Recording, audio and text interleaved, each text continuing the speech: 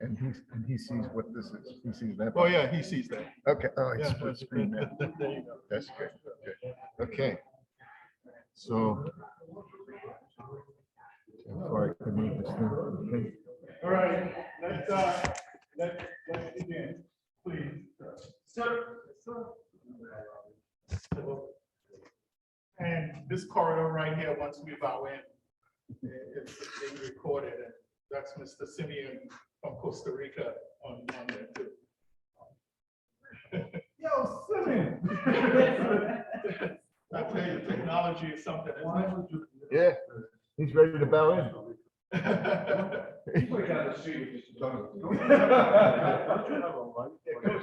Costa Rica, I'm sure.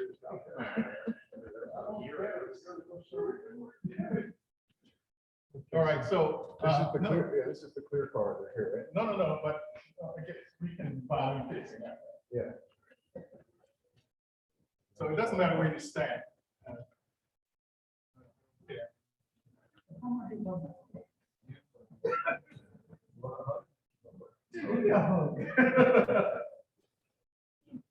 All right. Come in.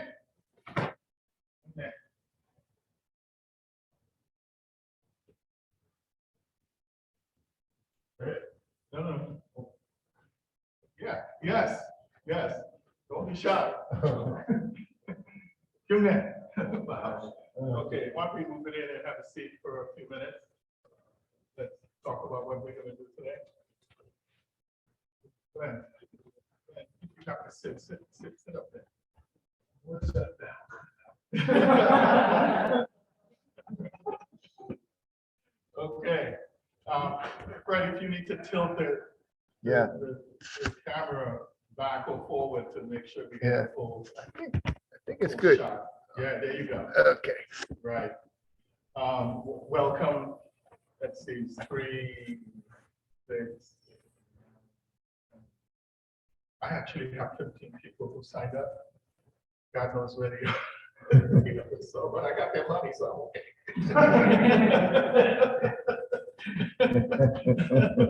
Okay with that. But anyway, welcome to this is the first time we're getting together over 2 years, right? And because of this pandemic, I have some N95 masks over there. So those of you who feel you need it, let me know. I'll give you one. Okay, that is the preferred mask type that the CDC recommends. Okay, so if you think you need it, let me know. I'll give you a mask. I'm not going to wear that today. All right, tired of this stuff. But what I wanted to do today, unlike past things, to totally, not say totally, because it's scratching the surface of what this approach is, the Shin HapGi Mu Yae approach.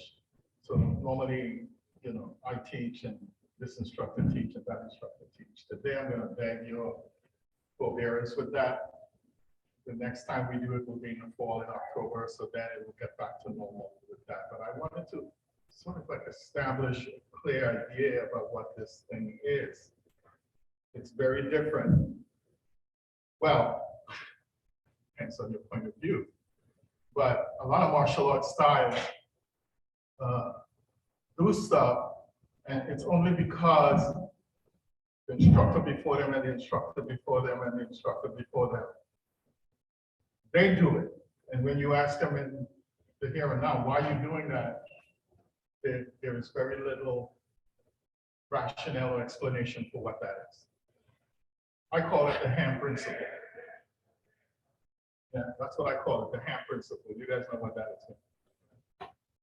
The ham principle is, in this generation, 4 generations of women in a kitchen cooking Thanksgiving dinner. You guys have heard this story, right? So some of you know what it is. And, the mother is like chopping the ends off a ham to stick it in an oven, one of those huge ovens this big. So the young girl questioned, Mom, why are you doing that? Why are you cutting the ends off a perfectly good ham? So the discussion ensues around this table, and it turned out that the reason 4 generations removed were doing that was because back in those days, they only had these little mud ovens, and the damn thing wouldn't fit. So they have to cut the ends of the ham off in order for it to fit into the oven. There you go. And in modernity, that didn't make any sense, but they kept doing it. That's the problem with tradition. And there's a lot of that goes on within martial arts world. Like, block and punch like that, and kinds of elaborate katas. I'm so frustrated with that, because the only reason why it's being done is because that's the way it was done. Yeah. So I often ask, this kind of block, when was the last time you used that in a fight, right? Kind of thing. So this curriculum, or this basics, is very much a sword-oriented curriculum. Since Hapkido, that's what this is, it's a version of Hapkido I'm doing. It's based on Daito-ryu Aikijutsu. Daito-ryu is a sword-based art, but you will find those jujitsu systems or Hapkido, that's really what it is. The reason why it's done that way is because everything hinges on the sword. There's a lot of sword play in jujitsu systems that most jujitsu practitioners, or judo practitioners for that matter, don't recognize. That's because it's gotten so far away from its original intent. Now, imagine you're on a battlefield and there's bodies. Have you guys seen that? It's a dual series on Netflix with this guy with the sword. What's his name?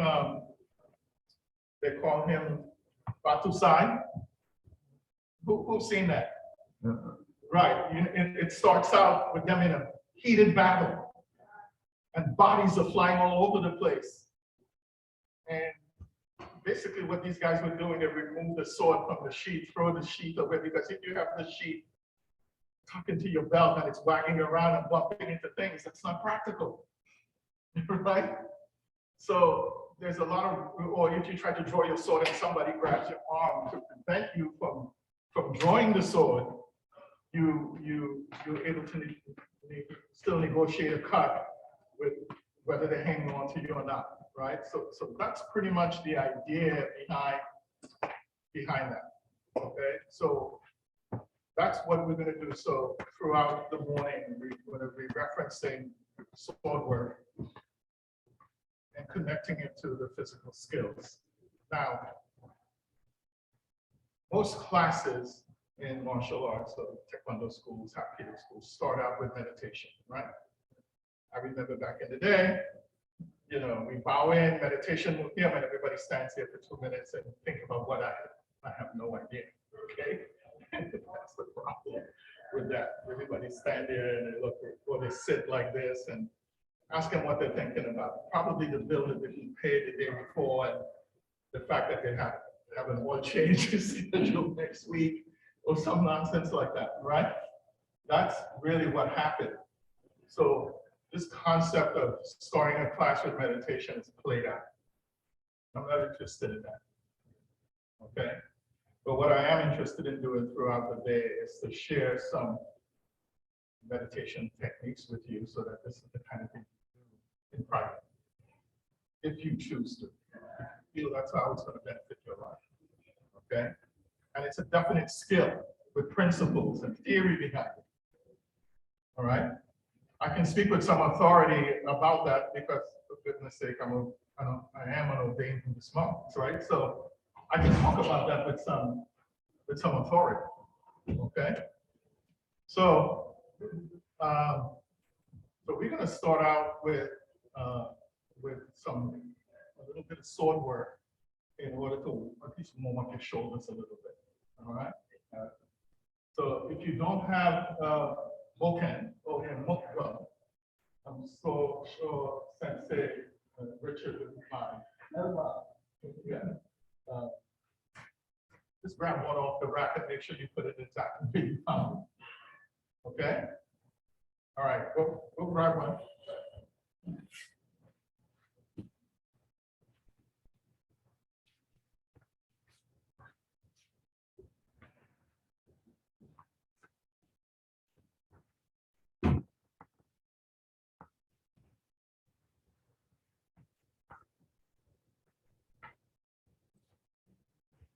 Yeah, just keep it on this side of the mat as much as you can.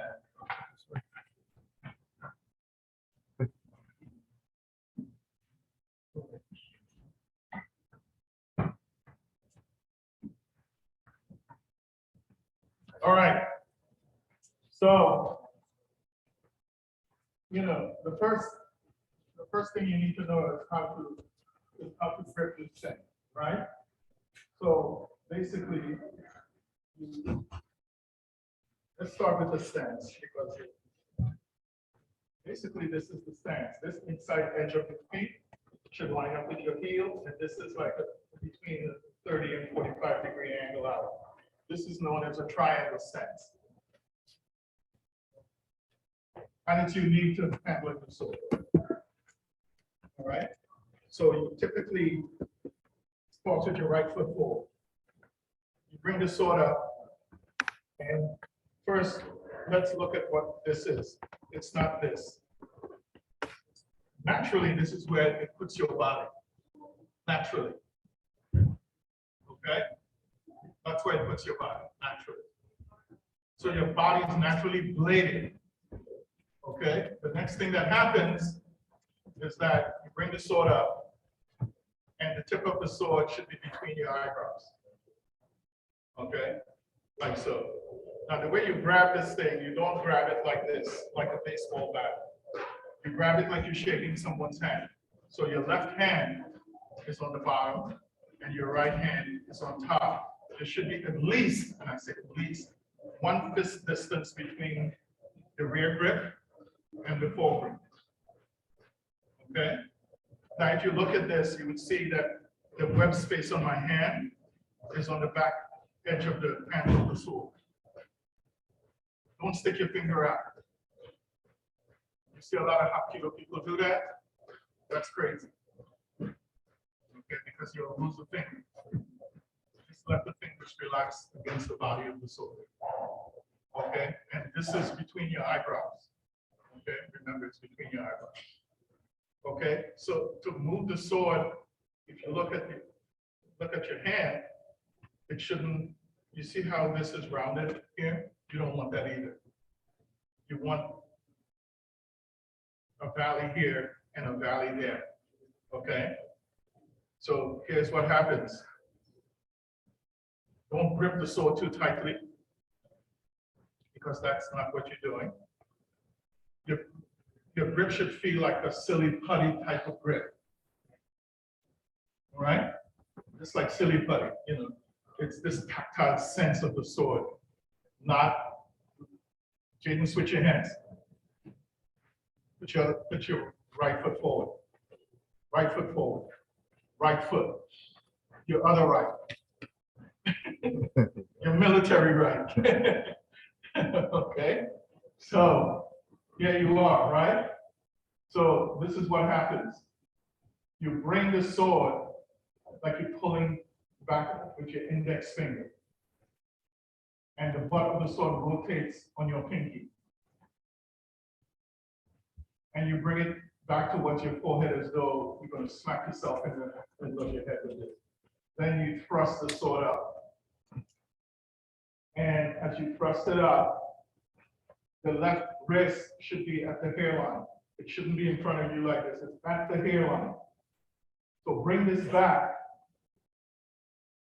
Mr. Gavin, bring your hand so that it's at the hairline. No.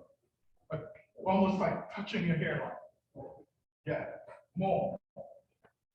Up a little bit more. Right. Exactly. Okay? Relax your elbows. Your elbows shouldn't be flared out like this, or it shouldn't be straight. Just relax. Okay? That's the first phase of a cut. Just to see, right, relax your elbow more. Yeah, just let it drop. And then from this point, what you're doing is dropping your elbow. The feeling is dropping your elbow, dropping your wrist, and let the sword roll forward in a slicing forward kind of action. Okay? Now, different sword schools teach different things. Doesn't make it wrong. It just makes it different. And I've studied under a couple of sword schools, and I'm telling you that the rationale behind how these things are done vary from school to school. Okay? So that's what this is. It's like 1, 2, 3, 4. That's it. Now, when you get to this point, don't do it to the point where your wrist goes over like that, because you lose your sword. All right? So just to illustrate that, Mr. McPhee.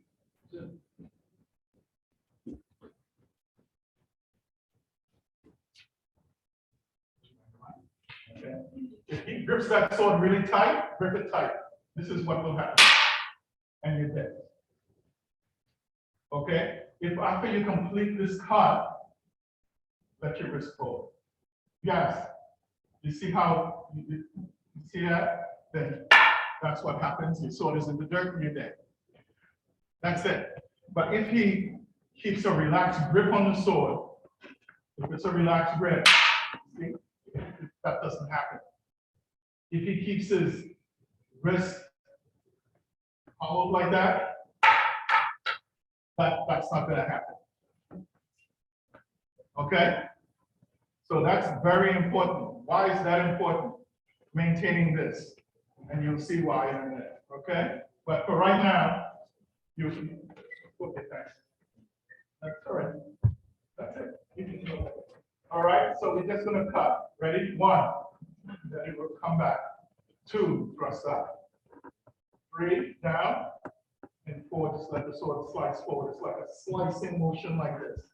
Just like slice. Okay? Again.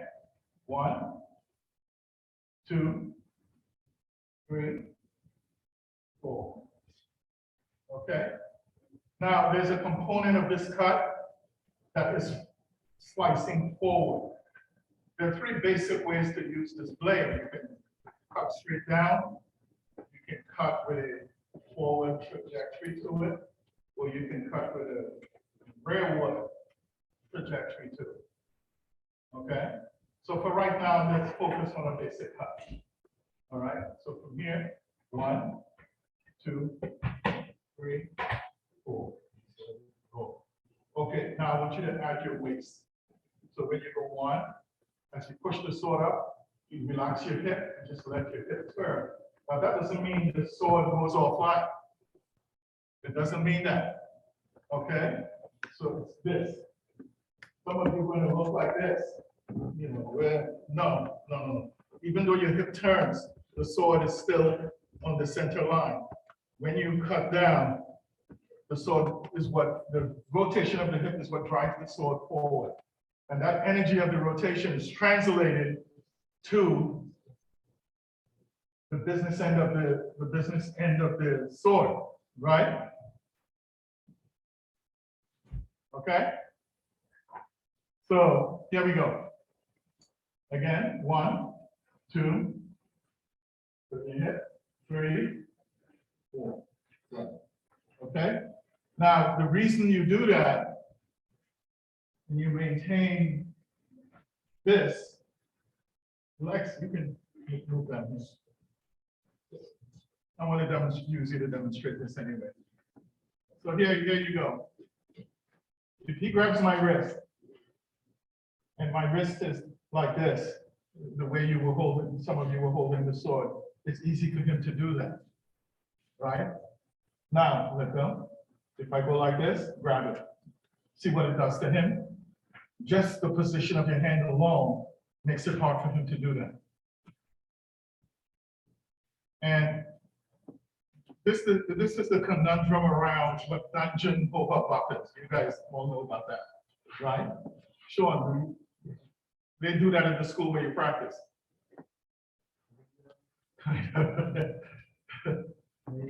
Maybe. I don't know what it is. So basically, it's a self-defense class.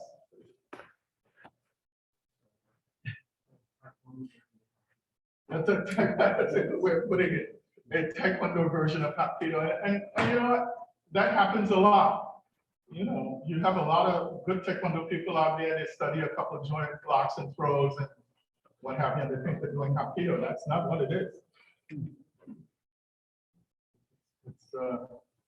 It's sad, but that's what hapkido has come to, which is why I moved away from that mainstream idea about what this is. Okay, so if I'm standing here and he grabs my wrist, right, there's no way that he can sustain that. That's what this is. It's really the act of bringing a sword to high position and cutting. That's really what that is. All right, it's a basic cut. Kiri orosh, meaning to cut downwards, basically, is what it is. Or Nirio Begi in Korean, cut down. Okay? Everybody good with that? All right, thank you. So you can just put this down behind you.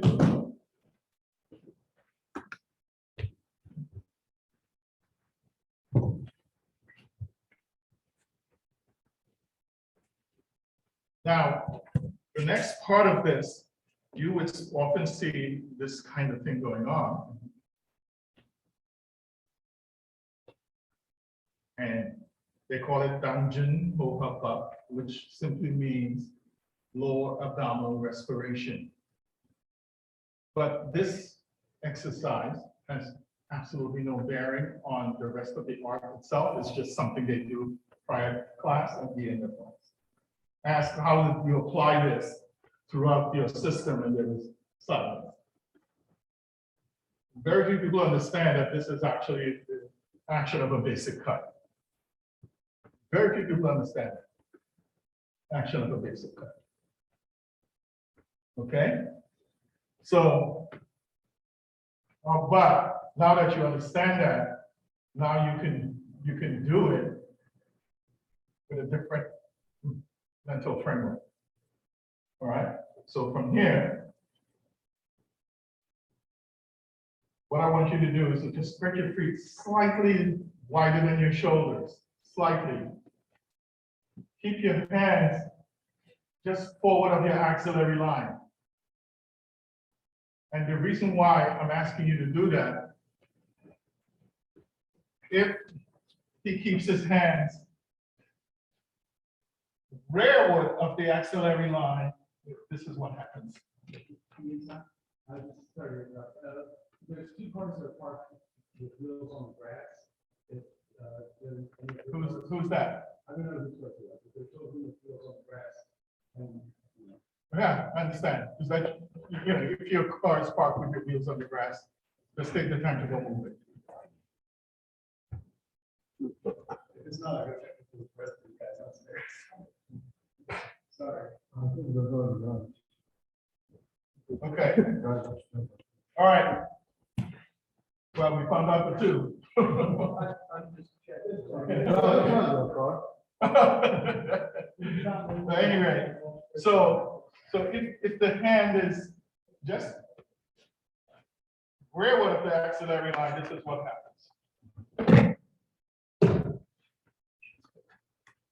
If it's forward of the axillary line, he can check that. right? If his hand is held in the position of just simply holding a sword. Yeah, it's not easy, but if he relaxes this, relax. This is here, that's it, his balance is broken. Okay? So, there are reasons why this is done. Okay? And you'll find that as we go through, that this actually is going to become more and more prevalent. How important this is also how we punch. So where did it go? Sean, you come in. Get into a forward leaning stance. Right. Right, switch legs. Stick your arm out. You punch it. Right? This is a basic uizuki. Right? That's what it's called in Japanese. Uizuki. Now, look at what's happening here. You see how this energy is going through the shoulder and then ultimately there. See? Yeah, not good. Bend your elbow. Just hold that there. Now watch what happens. It's a whole different thing. That's what this is. This, not good. You can, and I'm just lightly tapping it. You see how it's disrupting its posture, right? See? Bend your elbow. Hold your fist vertical. That's more stable. And that's all this is really, I mean, so when we punch, it's not this, but it's this.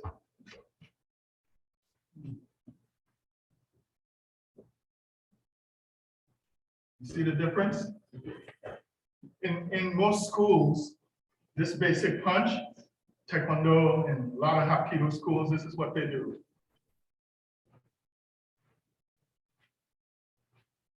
There's a lot of problem with that. A lot of problems with that. You're not taught how to manage your head because the chin floats. Right? The chin floats. And uniting the head with the rest of the body doesn't require you to really do this. It just requires you to shift the chin back slightly. So that if you get hit, your whole body react to it and not just your head, so that you're going to end up with cervical damage, right? The other part is that, again, I just showed you what the implication of that. So when you hit, I mean, you can hit somebody with this and hurt them. I'm not saying you can't, but it's not terribly efficient. It's not. Okay? So here's the next exercise we're going to do. Standing with your feet shoulder width apart. Your hand is like this. Bend your knees directly over your feet. Hold your hands up. Tuck your chin. Have this feeling of suspension from the ceiling. And what you're going to do is step over one step. Just move your whole body offline. You're punching with your right hand. Don't lock your elbow out. It's, boom, it's right there. And then you come back to where you were before. That's it. Now, how this is done, and you're going to work, first we do it solo, and then you'll do it with a partner.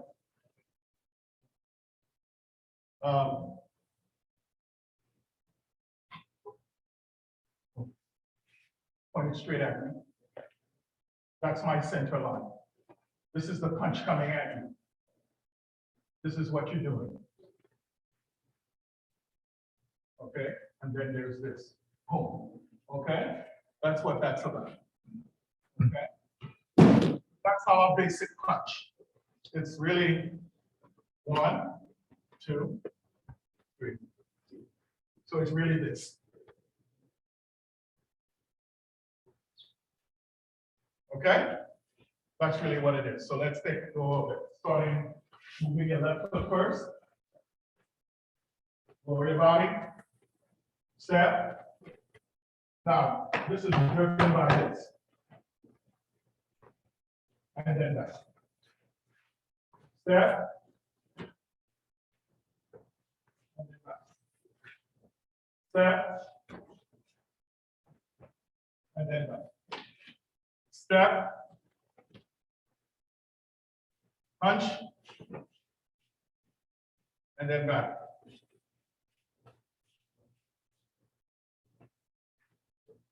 You want to lower your body.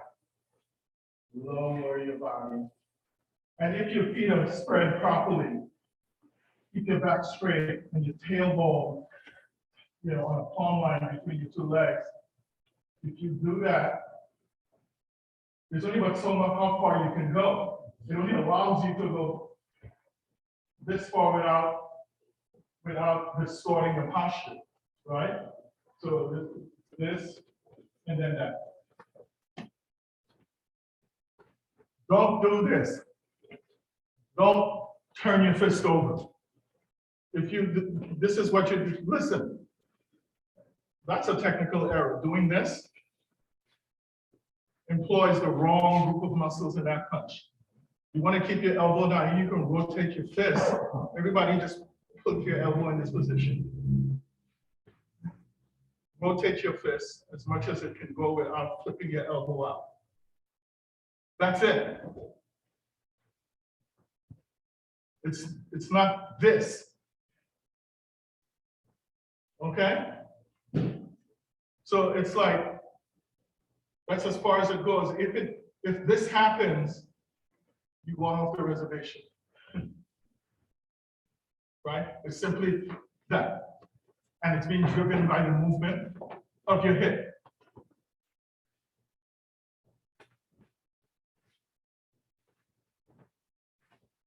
Okay?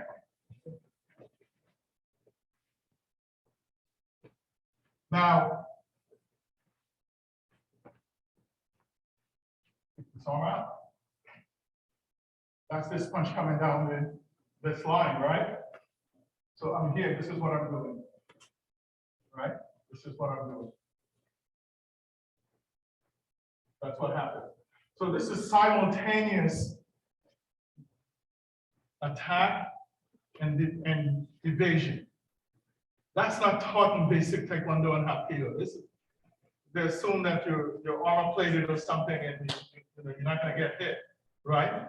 So once again, if he punches at me, boom, that's really what it is in real time. So there's this simultaneous lateral movement with counterattack. That's one of the principles, by the way, is that attack and defense is the same. And the way we block is still, go ahead, stick your arm out. We go like this is secondary to this, right? No, if I block him, that's it. You see what happened to him, right? So the block is really an attack. It's the same kind of thing. So he punches, right? This is really what's happening. Boom, that's it. It's hard for him to recover from that even if I didn't hit it. All right, so it's like, boom, you see how it kind of puts you back because it's all coming together at once. This is hard to develop, but it's certainly not this. This is our equivalent of this kind of thing. Okay? So I want you to pair up with somebody, have the person stick their fist out so that you get the idea about moving offline, and it only takes this much, and then striking straight in. Don't hook. The temptation would be to do this because you feel that this is in the way, but it's not. You straight down this alley. Boom. That's what you do. Don't lean. That's the other thing. This is what people are going to find themselves doing. No, don't do that. It's this. Right? You still pretty erect. Your posture is still intact. Your rotation happens there. All right? So pair up with somebody and have them stick their fist out and do that a few times on each side.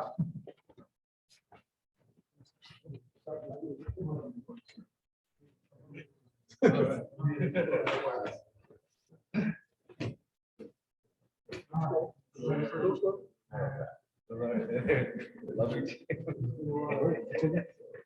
YouTube. Don't leave. Teach over with the problem. Yes, sir.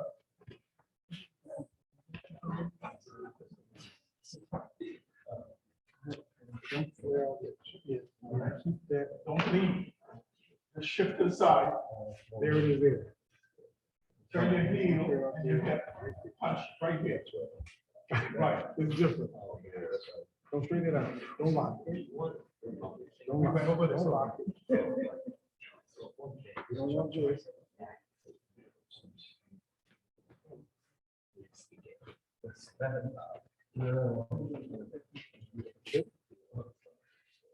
Yeah, get it right in his face. Now move. Yeah, stop. Do it again. Stop. Turn your heel. Lift up your heel. Turn your hip. And this. Yeah, that way. Yeah. So pick up this heel. Turn your heel out. There it is there. Yeah. That's it. Okay?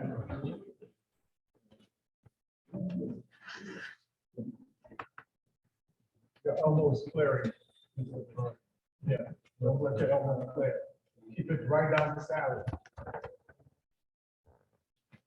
Yeah, no, yeah. You're turning your fist something. Hey,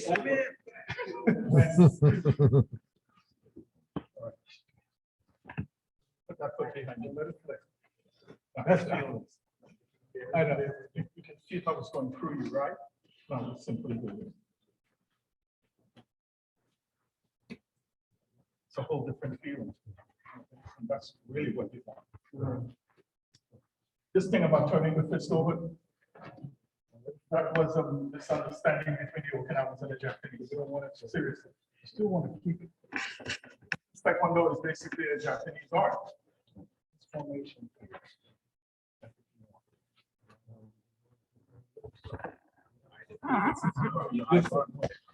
Hard to break. This stuff, I can't punch it. It's like men doing Right, this. here's what I'm doing. Right? Simply shifting here without just doing It's this. easier. Once I do that, here's what happens. But then only time you get this is What's this foot? down at the book. Anyone that does this. This. It's really. But if you're not going to catch. Right.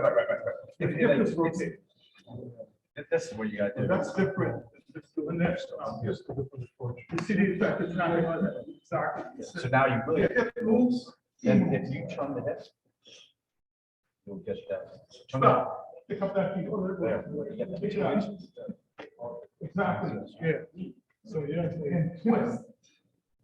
Yeah, but as you do that, your elbow flares. That's what you're trying not to do. I'm asking you as to unlearn old behavior. Yeah.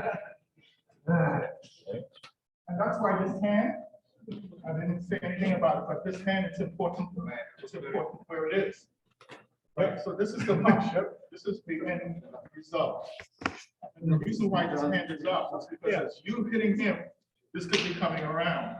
Or if you have to change to deal with that, right? Off your elbow. Sir.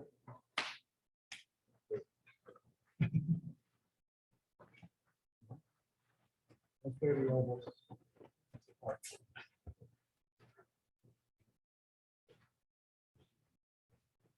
All right, here we go. Right, this.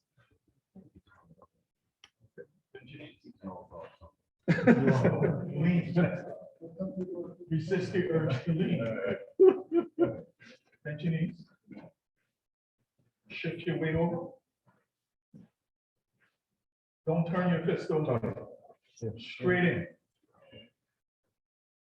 Straight in. So not. Straight in. That's what it is. Yeah. Okay. Now, That's two steps. you know, if you do this, it leaves you exposed. Common sense, right? This is what you want. Straight in. Straight in.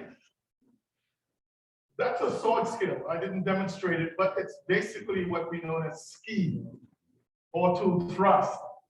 You can't, one of the most basic moves in swordsmanship is this. You don't do this. It's a very straight thrust from your middle to his middle.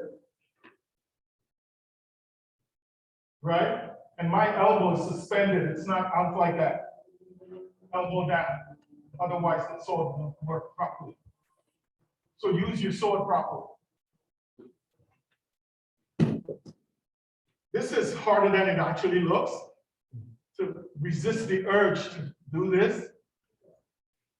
Resist the urge to lean into it. Resist the urge not to. Make sure that your hip is involved in this movement. So it's like that. Straight in, straight in. Like I said, the reason why this twisting motion came into being in the first place is because it rips against the flesh. But that's after you've made contact. Not before.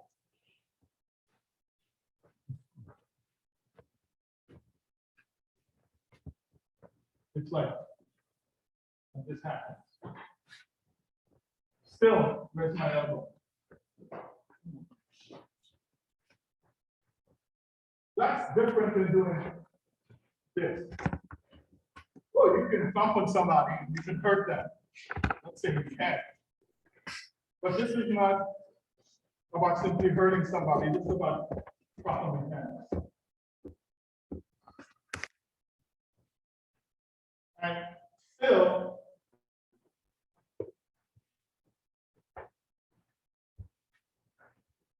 I'm just tapping here. It's how you transfer that energy. This, doing this is not, it's a poor way to transfer energy. Because you're measuring that target to the end of your fist. In other words, this, my arm is already fully extended. How much power do you think I can develop here?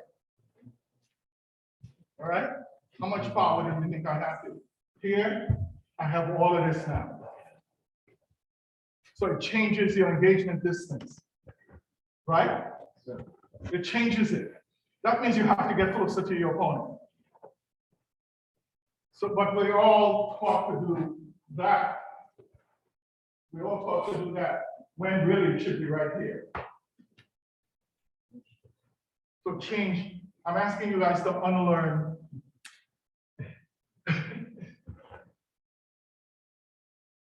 to learn, to relearn. It's still a punch, but the method is really what we're after here. That's just the basic thrust in this system. The next thing in this system is a basic kick. All right? It's the same thing. Stick your arm out. I'm not going to stand in front of him and do that, right? I'm not going to do that. If a punch is coming at me, here it is. See what it did? It's the same thing as doing this. Now, stay there. Now, we only did it to the head, but you can do it to the body. You can do it, you know, this movement to the body. And you can see the difference it's making when I go like this, as opposed to going like that. it's a whole different kind of punch. Okay? So again, this basic lateral movement turns into, and you're not just hitting anywhere. You know, our system is a little more sophisticated than that. Measure where you think the floating rib is. You okay? All right? You don't just hit somebody's body just because there's a body in front of you. You gotta be very specific in your shot. Okay? So if I'm gonna do this, it's right at that floating rib. All it takes is a tap and see what it is. See what it's doing. Not only that, a basic feature of moving like this, lateral movement, is the most basic movement you can engage in. It also allows you simultaneously to, how should I put it, achieve what? The position of advantage. So it doesn't take much. And how that works, he needs, where would the next leg be? You see, so here it is. If I draw a line straight through him at this angle, that's where the other leg is, right? It's the third leg. You want to move him there. So even though I'm punching, the punch actually directs him. You see? That's another subtlety with this. I can literally move him in any direction I want. So there's 4 legs to make a stable system, right? Leg number 3, leg number 4. I can literally, with my punch, direct him to leg number 3, just like I just did. Or if I happen to be here, this is the other leg.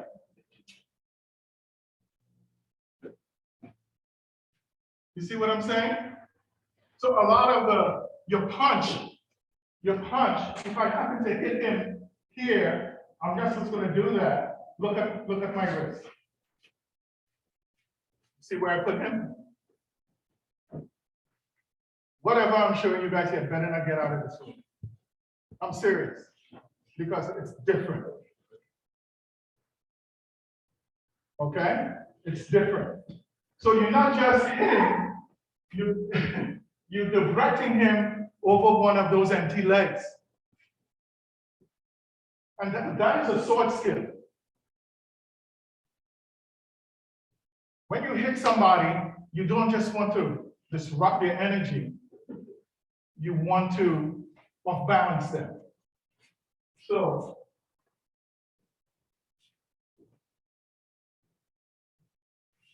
if I do this, that's not going to work. That's not going to work. The business end of the sword, yeah. So I'm not just cutting. I'm also off-balancing him with that cut, which is why when you drop the sword, it's not a straight down action, but it's out in a slicing motion, and that puts you off balance. This is what I think about at night before I go to sleep. Okay, so with this, he can punch slowly, right? And what I want you to do now, rather than moving exactly laterally, I want you to move diagonally. Still a lateral movement on the diagonal, right? Which is more efficient anyway, right? So you put your head directly over your lead foot.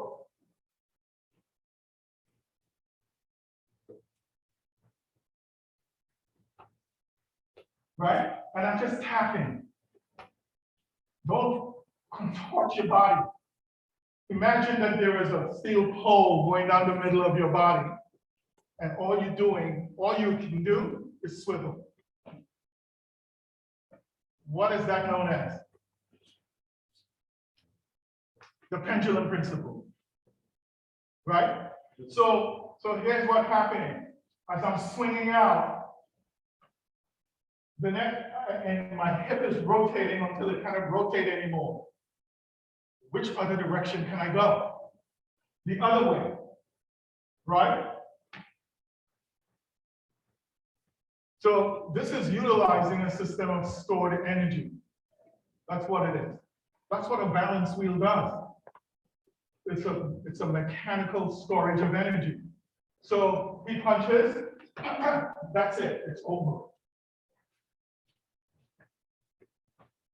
Okay, so that's what all from this.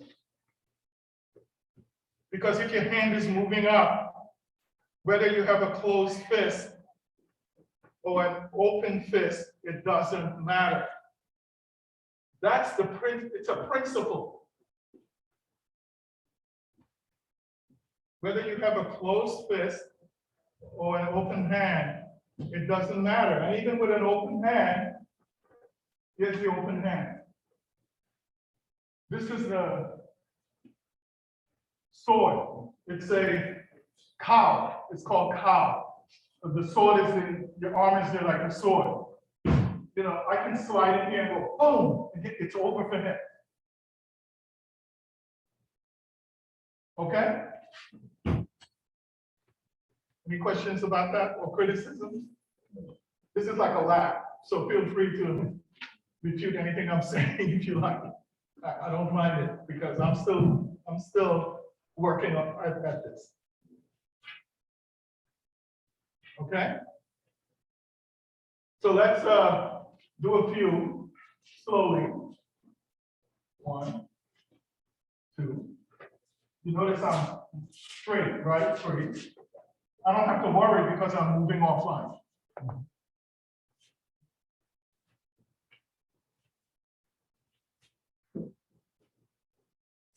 And you don't have to, I prefer that you move slow and with low energy, but make sure your form is correct. Moving fast is not the issue because that's relative. He can punch as fast as he wants, but look how slow I just moved relative to him. So speed is not the issue. Okay? So pair up and play with that diagonal step or angle step, but make sure that your head is where it's over your lead foot.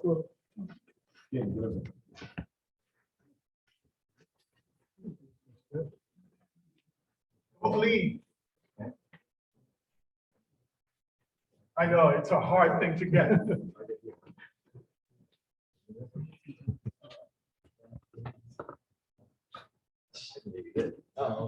Right, you're turning your elbow over again. Yeah. See? Not this.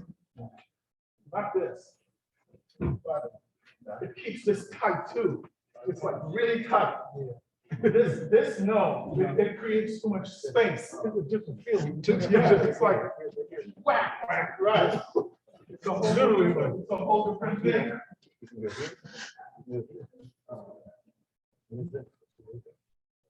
Then I'm sure as soon as you do this, it's almost like letting it like all the energy is not there. The reason why this doesn't work, I mean, like I said, this is really almost like a haymaker. The mechanics is all wrong. When you start out here, all right, but then this is what you do. You're engaging the wrong muscles, and that's the value of, I guess, in my early education in biomechanics. You're engaging the wrong muscle groups. When you do this, which muscle groups are you engaging? The what? The middle deltoid, the latissimus dorsi, right? Wrong muscles for this. What you should be engaging when you do this, and then just drop and feel which muscles are engaged. Your pec, major and minor, your tricep, your anterior deltoid and your bicep, because as you're doing this, the bicep is lengthening, the tricep is shortening. The big name for that in biomechanics, there's a big name for it. I don't have to really get into that. Just know that these muscle groups, well, let me tell you what it is in case you want to look it up. It's called reciprocal inhibition.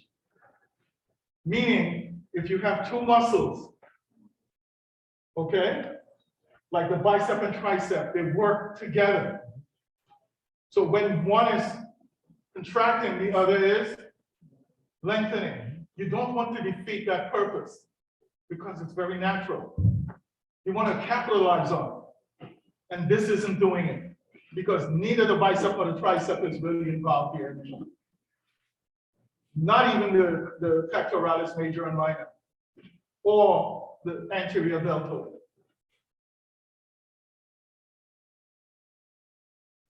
So in the Tai Chi system I study, the Chen system, when you go like this, the feeling is elbows are suspended.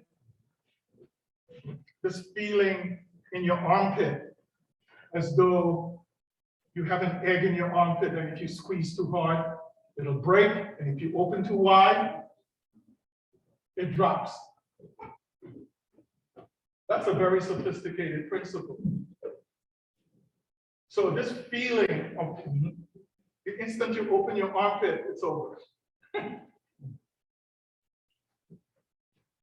It's over. So don't open your armpit. Keep it relaxed. Straight in. Straight in. Okay? And use your waist. So some of you stepping and you're doing this, but it's dead from here down. Right? So like with the sword,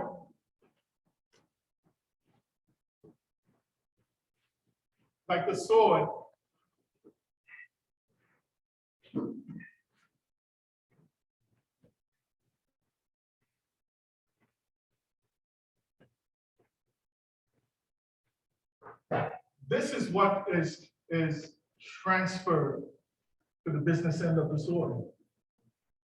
That makes it very powerful.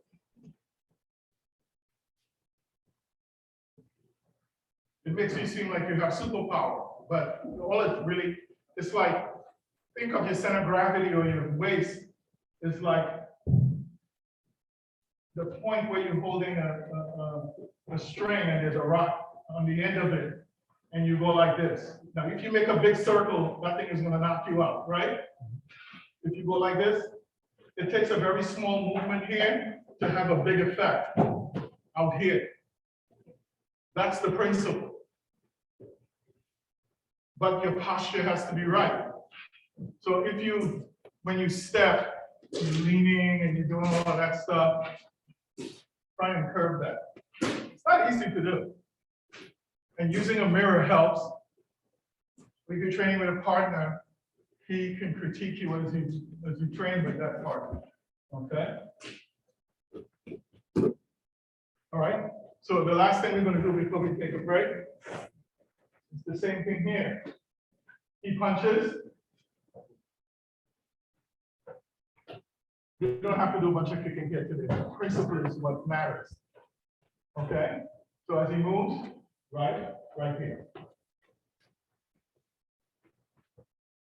That's it. And all of the kicks are done like that. All of them. Now, if you notice, in Taekwondo, we have this tendency to thrust the leg out and hold it out to dry. The kick is done the same way the punch is done. Like that. So you don't try to push your opponent to the end of your leg. It's really, it's a strike. So if he punches, whether it's that, or whether it's a side kick, or whether it's a front kick, or whether it's a spin kick and the spin kick gets tricky. Because a lot of people think, wow, this is too slow. And the urges is, as he punches is to spin right in front of him and try to kick. No. It may seem that way, but he punches, there it is. There's the kick.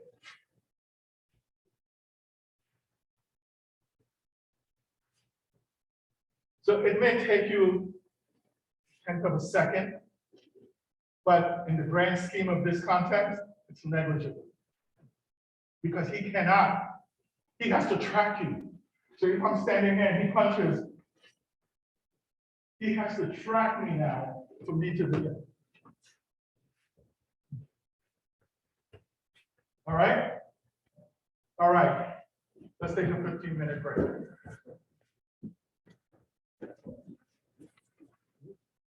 Fred, let me do that. Okay. A little recording things up there. Yeah. Okay, impressive. Right. So where it says pause, Where is that? you see that little thing says pause right there?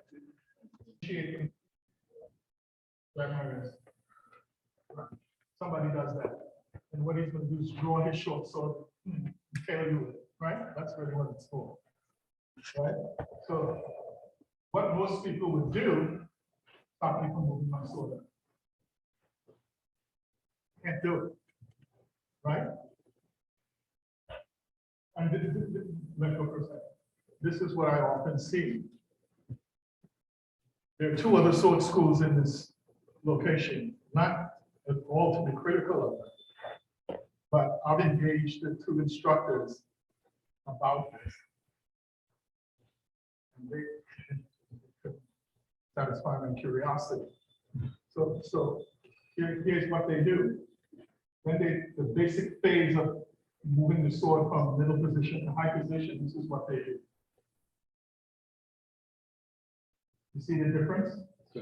Here's what we do. That's the difference. So if I try to do what they do, if you're contracting against your biceps and your pecs, it's a self-limiting move, right? Again. But if I do this, he can't stop me. Now, the sword is here, he's still holding on, right? Now, if somebody else is coming or somebody else is coming, I can just, I can cut. I don't have to worry about him. And that grab of the wrist to prevent you from deploying your blade is really what the first and most basic skills in Hapkido are.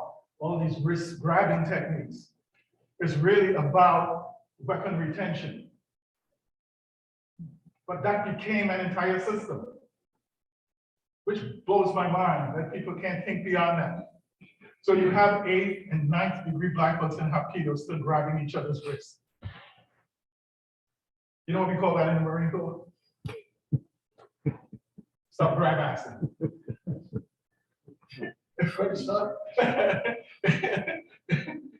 Marine Corps captain here, stop grab assing.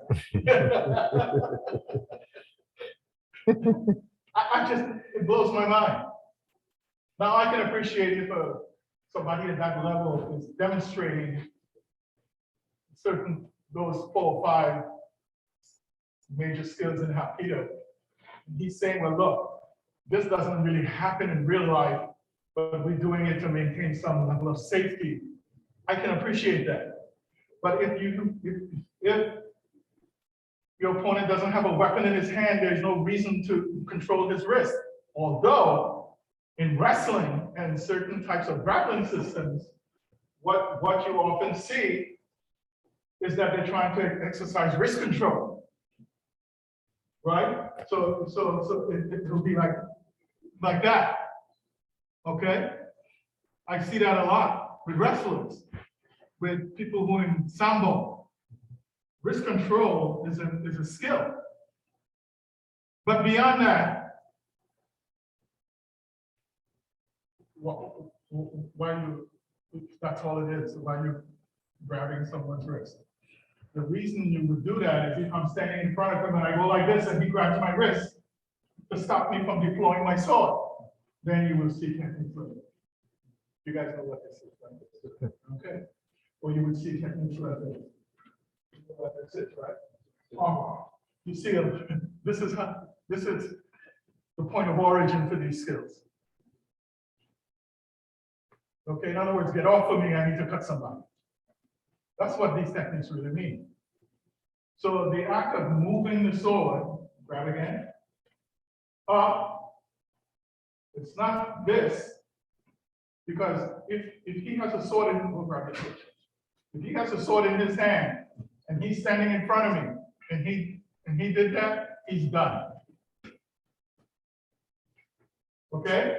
So he's here, I'm here, pick the sword up like this. Yes. Okay, good. Go ahead. He's done.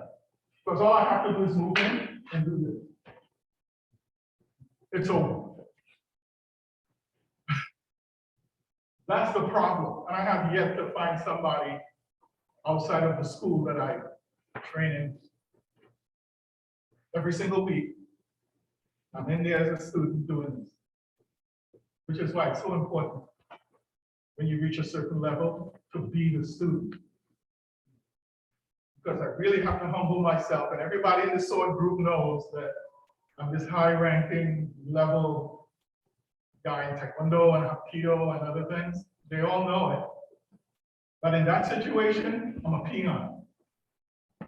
And that's okay with me because I don't have to teach anything, and I get to absorb what's going on to my benefit. Okay? So that's why it's so important to be a student. Okay? So, again, it's not this.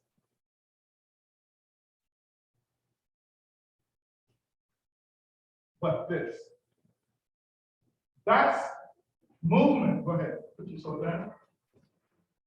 This movement, right? Okay.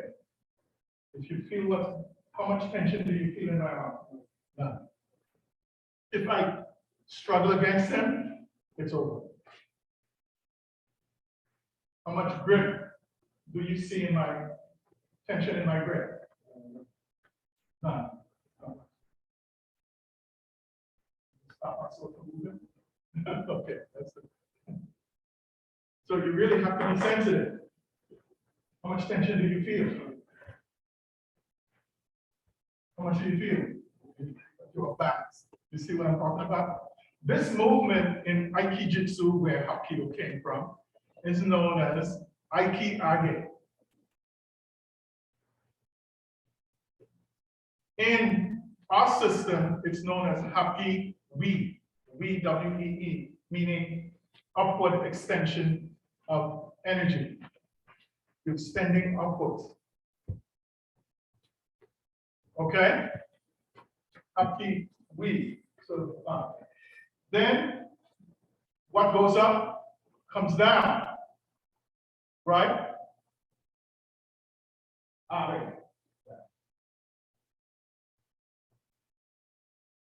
Or where you simply throw him. I don't want to black him on the sword. That wouldn't be good for him today. I treated him yesterday for back pain. I don't want to create more back pain. But this movement in Dungeon Ho Habab is totally misunderstood, I think, because the two most basic things in Aikijitsu is Aikiyage, Aikisage. What does that create? What does it create? Well, the result is off balancing your opponent, which is called kuzushi. In Korean, it's called o yong yong, which means off balancing your opponent. That's a long word in Korean for off balancing, but that's what it's called. And in English, off balancing. They all get that.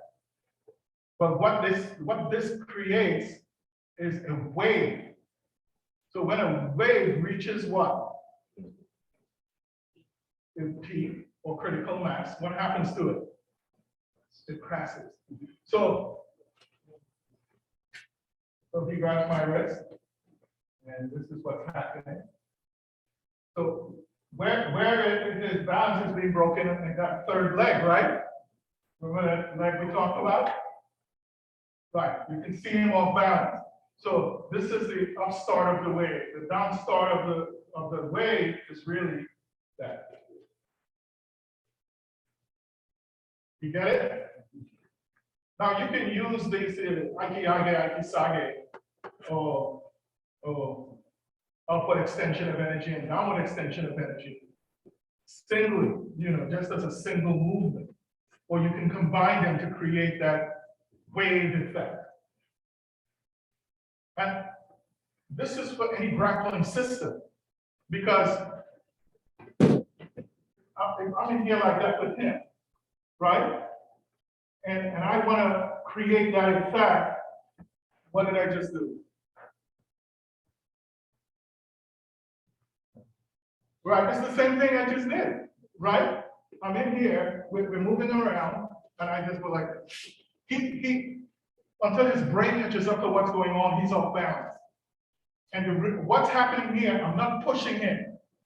I'm not pushing, because you guys are going to have a tendency to do this, to push. It's not push. Go this way so that you can see that. This is another principle. It's not this. It's this. What's the difference? All right.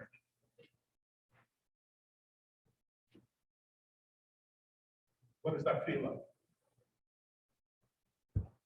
As opposed to this. I'm pushing. What am I doing here? I'm gliding. It's known as a fascial glide. You understand? Fascia. It's like hold your arm out like this and do this. That's what you're doing. You're manipulating fascia. And the tactile sense of this is hard for your brain to catch up to. So rather than push, all I'm doing is maintaining this. And rather than push, I glide. And you can do that on any part of the body. That's just an example. I can do it this way and direct him over that third leg. Because he thinks I'm pushing. But you have to understand, how much do you guys know about fascia? What is that? Victor, you're the main grappler here. What is fascia?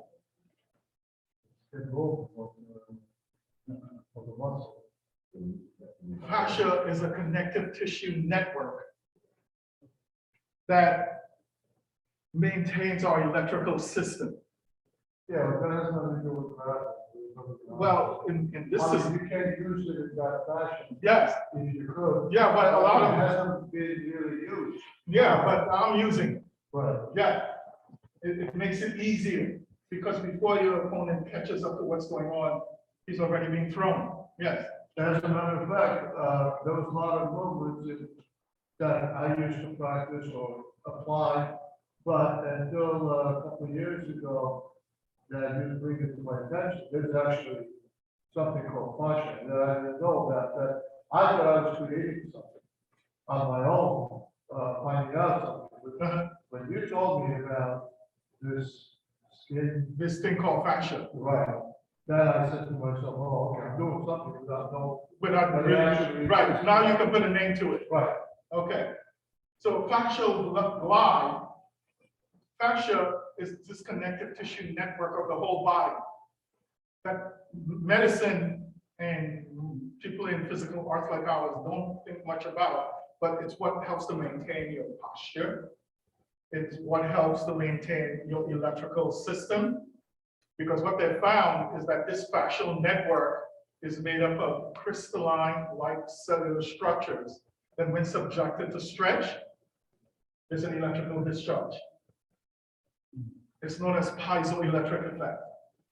You wanted to say something, Dr. Gavin? I'll talk to you about it.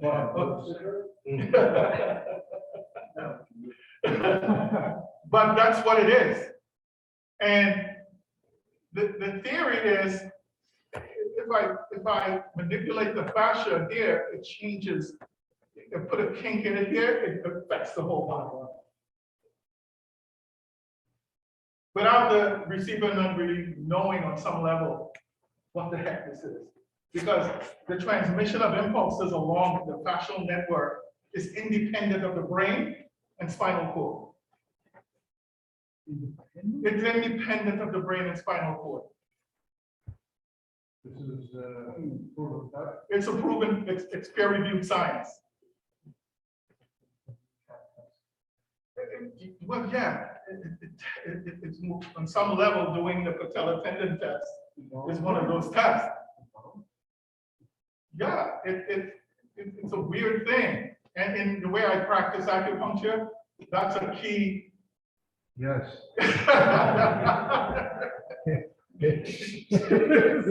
That's a key component of how I practice my medicine whenever I needle someone. What I'm consciously, my intent is doing is manipulating the fascial network. It's not just acupuncture I'm doing. Yes, sir. This is the point I wanted you to finish, and I kind of knew where you were going with this. I in practice, especially when I get in there, just lightly work this, and all of a sudden they're concentrating on this. Yeah. Yeah.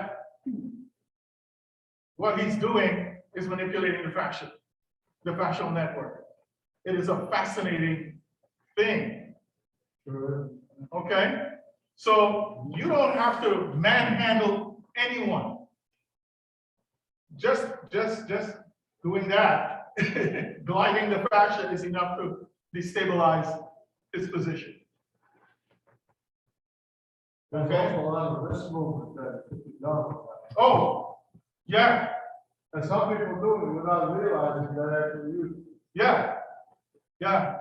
Well, there's many ways you can come at things. Yeah, I mean, that's the nature of life. But once you understand how the body is balanced and how to off-balance it using that third and fourth leg theory and directing the energy in that way, you can off-balance just about anyone at any time without them realizing, oh my God, I'm not in the same place I was anymore. Then you can throw, you can do all kinds of things. Okay? But lift from here, I want you to stand in this position, and then I want you to imagine that you're holding that sword in your hand. And what you're doing, you're going to step forward with your lead foot and do this. So now you're in a front stance, as it were. And then bring your rear leg up. And then you step forward and exchange your hands. All right? So now your left leg is forward and your left hand is over your left leg. So let's do that again. All right, so you're standing here. So you go like this. 1, 2, 3. Good? Again.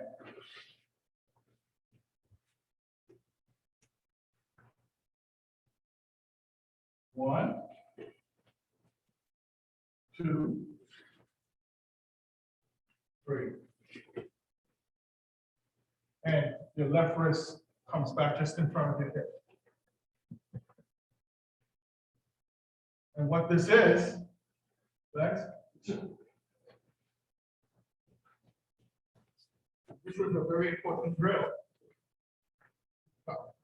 Disclaimer, we don't do this in This is just an exercise, right? Okay, first things first. When somebody grabs you, you just don't let them do that. Remember, there's no such thing as defense and offense. They're seamless. So he doesn't know it, but I just attacked him. Now tell me what you felt. Yeah. That's exactly what it felt. Just by me doing that, like holding the sword. I go from here to holding the sword. You see, so in order for him to grab me, he has to kind of like reach over my arm, see? And it distorted his posture. So you just go, oh, and you just send that energy right through his shoulders and it puts him in this thing, right? So you slide because now you can lift your arms without any problem. So this is what happens. That's that movement. The next movement is really this. That's why this wrist is at my hip. I'm not creating this space.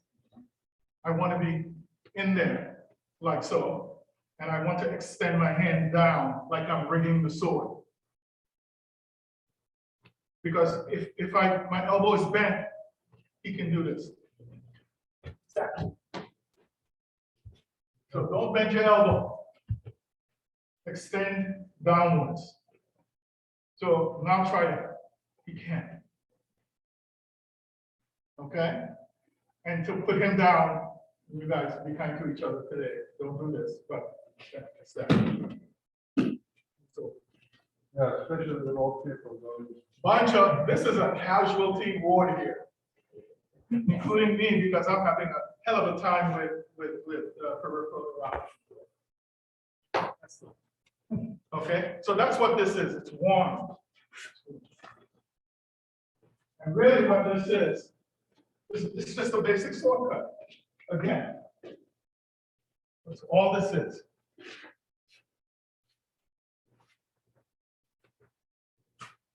Okay? So pair up and play with it. Don't throw each other to the mat. Be kind to each other.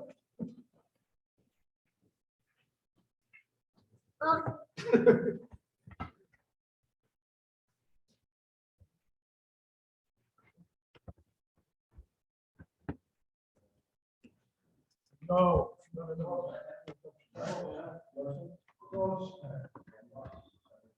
Yeah. What?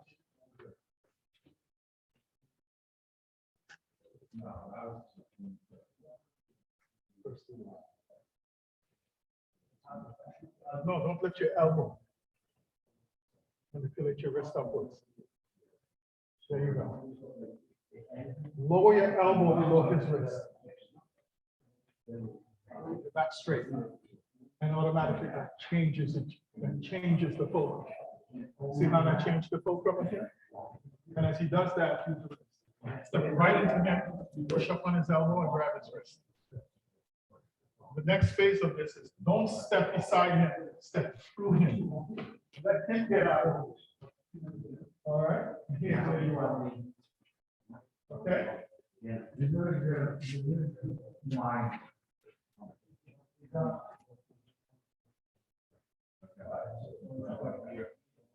Yes.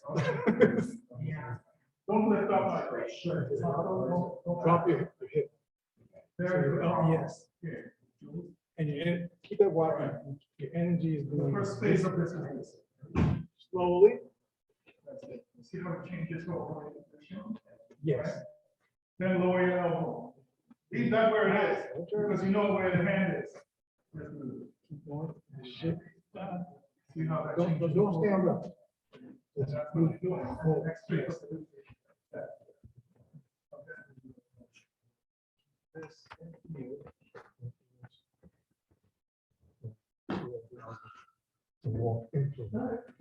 Yes.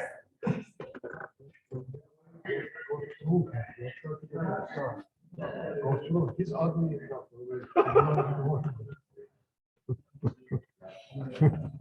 Yes. Switch legs. Switch legs. Switch legs. There you go. Okay, listen up. You guys are making the same mistakes that I talked about when manipulating the sword. Grab. You're trying to pick up the sword. Don't do that. Okay? So here's what you do. There's nothing else. And once you achieve this part of it, here's what happens. Look at my elbow.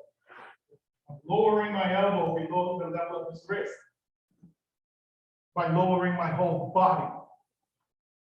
So I'm using the force of gravity here, right? Here's what's happening. He knows it's over because that's right. You saw what I did? This lowering of the body thing is another principle, but okay. So he grabs, I do this. Now my arm is still relaxed. I'm not fighting against it. I'm simply lowering my body. It feels weird, doesn't it? He knows it's over. That's a subtlety. Simply lowering the body is in itself a major principle. Like, grab that. You tell me what this feels like. Yeah, exactly. Why did he do that? Because he thinks he has. He can simply let go. He can simply let go. But why doesn't he? Because mind is set up to it, and you Right. follow You know what that's called? it. Listen, That's called setting the bias. Scientific-minded folks here know what I mean by establishing or setting a bias. It's like, and you know this example. You get up in the middle of the night, you want to drink some milk. You go into the refrigerator, you thought there was a full carton of milk. You set the tension in your muscles and in your brain that this thing weighs 16 ounces, when in fact there's only 3 ounces in there. And as you pick it up, what happens to it? It goes flying, right? That's you setting the bias. And you, as a martial artist, you need to learn to control that bias. Okay? So as he grabs, all you simply do, he's hanging on, is just simply relax and do this. That's it. He's still holding on. Why? He could have just let go. well, in a real fight, would you? That's a different question. What's that? In a real fight, would you? I'm not grabbing. That's a different question. Well, This is an illustration, so it's a yeah, different do question. this. No, one time. The other one, The other way. the other one. No. Grab with your right hand. You see, left hand. Right. Left hand. Or just Over. Over, Over.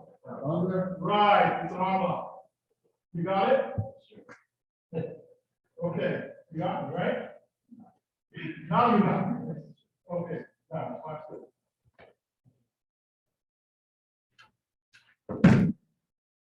What did I do? Cool. What did you feel? Um, And all I did was relax and lower my body. That's all I really did. So this is using gravity as your biggest friend. If somebody rushes up to grab you, do it. All I did was lower my body. It's over.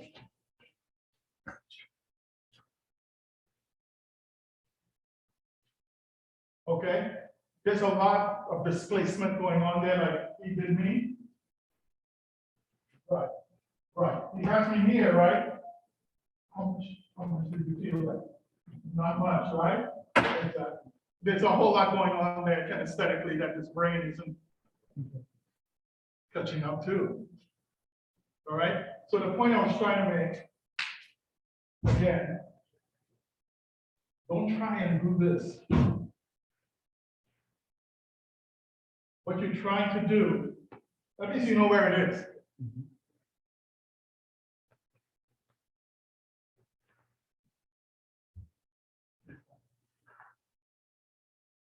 Don't believe him. That's true. Because if you do that, he feels that. Exactly. This.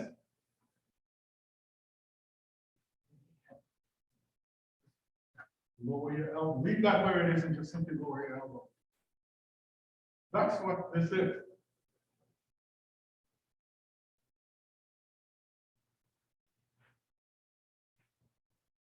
So HapGi Yae really is what it is. Now, that's different from saying Danjun Ho Hapa. I don't believe that that's as key in exercise in conventional Hapkido. And even my own teacher, Grandmaster G, puts a lot of emphasis on, key training. It has nothing to do with key training. There are three, this is called what? This area of the body is called what? Jaden, get off your butt. This is called what? Dungeon. There's a second, and a third dungeon. There's three of them, major ones. So when you breathe into your dungeon, if you breathe in just to your dungeon, what happens, the alchemy there is that it fires up and it's heat. You're building heat in your body. The color associated with this chakra, and it is also a chakra, is red. Red implies what? Fire. Fire and heat. So when you breathe, you're creating fire in the lower aspect of your body, and that could be disastrous on your health. None of these people studied this thing to the extent that I have. So I can refute everything that they're talking about, and I have the authority to do that. That's why I study so hard. I like to be right.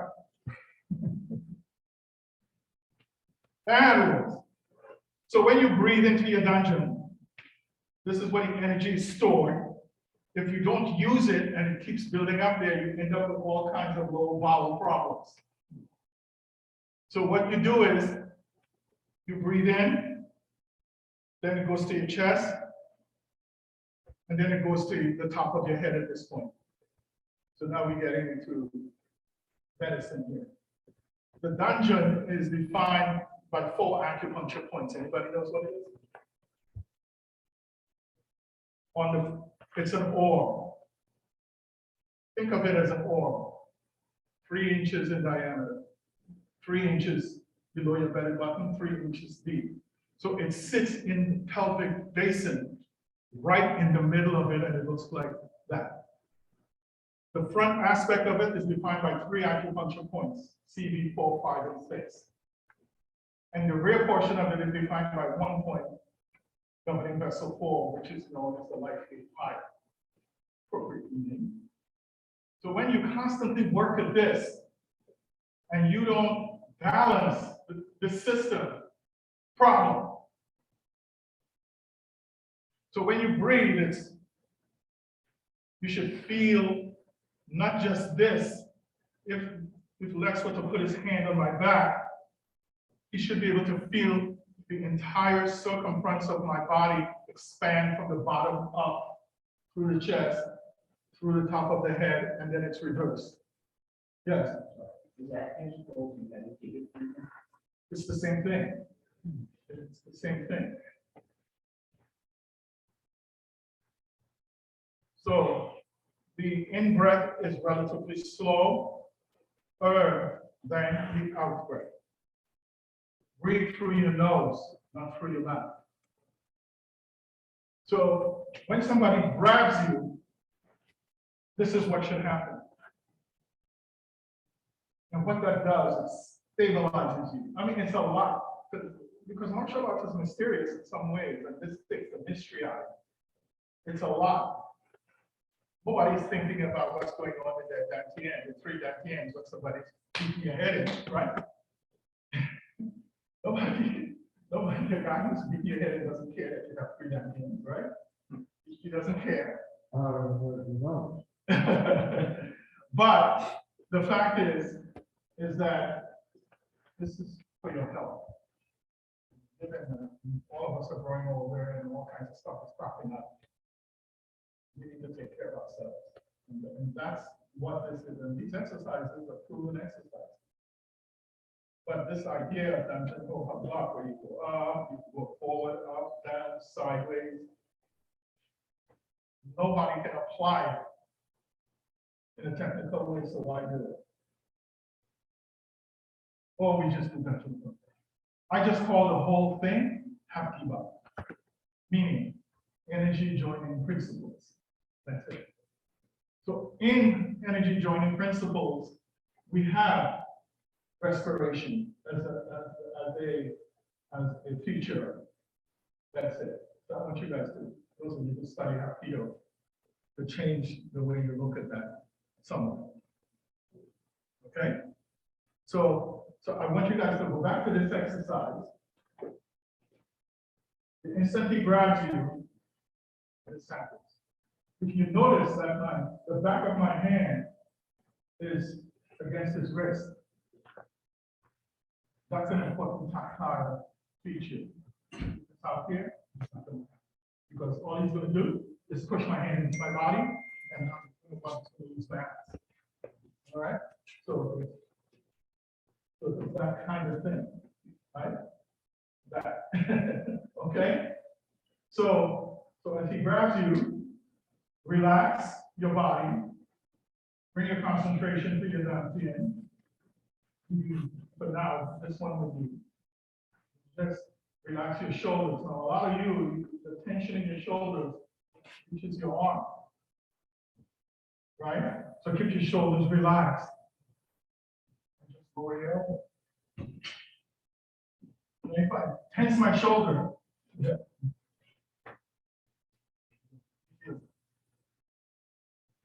Okay, so we're only doing arm bar as a practice. It's not real. That would be real if somebody has a stick in their hand and they go like this, right? So if you did that, same thing. Okay, same thing. So that's real.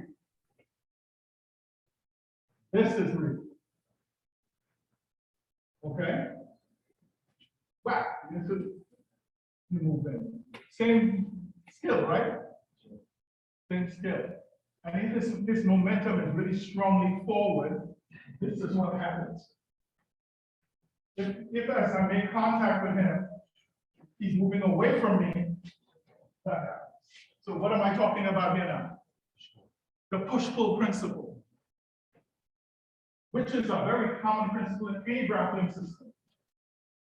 He pulls, I push. He pushes, I pull. The thing about him pushing and pulling, if I keep stepping straight back, he can push forever, right? So at some point, you have to do just that. He pushes. Exactly. You have to use that energy. So a lot of what I see Hapkido people do is that they grab you and there is no initiative here, no push, no pull, no nothing. And you just do the technique because that's what you remember you need to do. Your skill is a result of what he does, not the other way around. So if he pulls, yes. He pushes, that's what I'm feeding off of. And you become so good at that, if you train it properly, that any slight change in angle of that, you can capitalize it. And that's what gives rise to the techniques, not the other way around. Concepts and principles create techniques, which is why Shiba, the founder of Hapkido, and the eminent Sakabu Takeda, the head of the Daito system, never taught the same technique twice. Because it wasn't about the resulting technique. What he was trying to teach is about what? Principles. But we use the technique to elucidate the principles, not the other way around. Okay? So pair up and play with that because, you know, this thing is very important. Principle.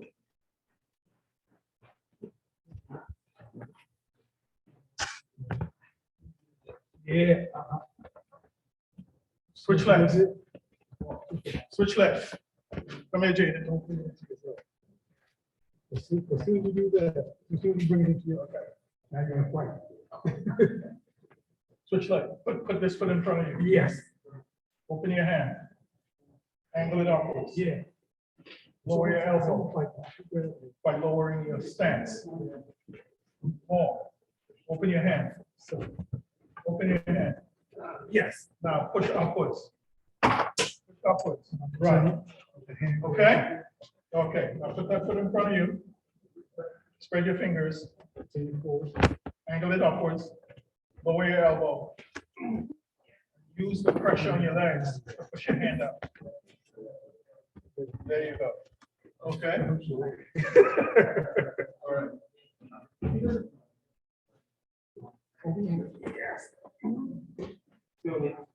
don't have to.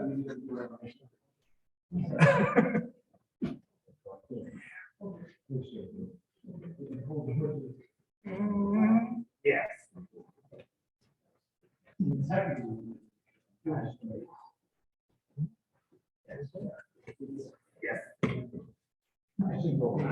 That's it.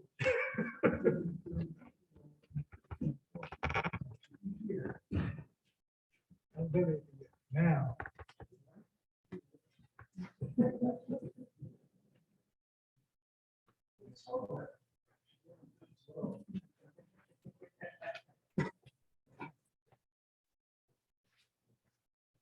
You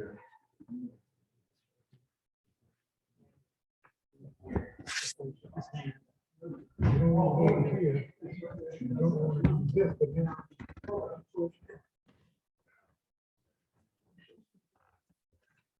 Yeah. So like, you get it.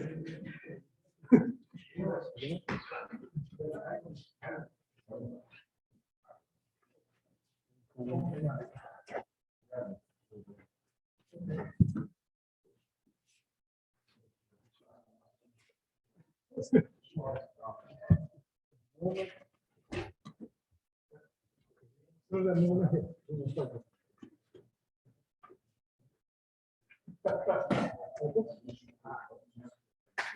Make contact.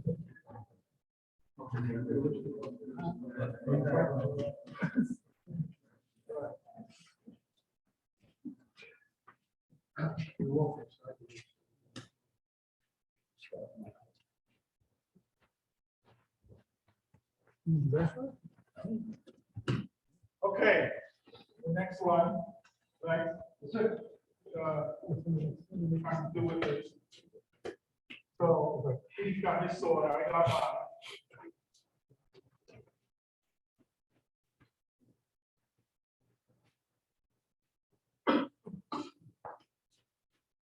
So we're standing in front of each other, and I reach for my sword, and he tries to interrupt me doing this, so he pushes it and does that.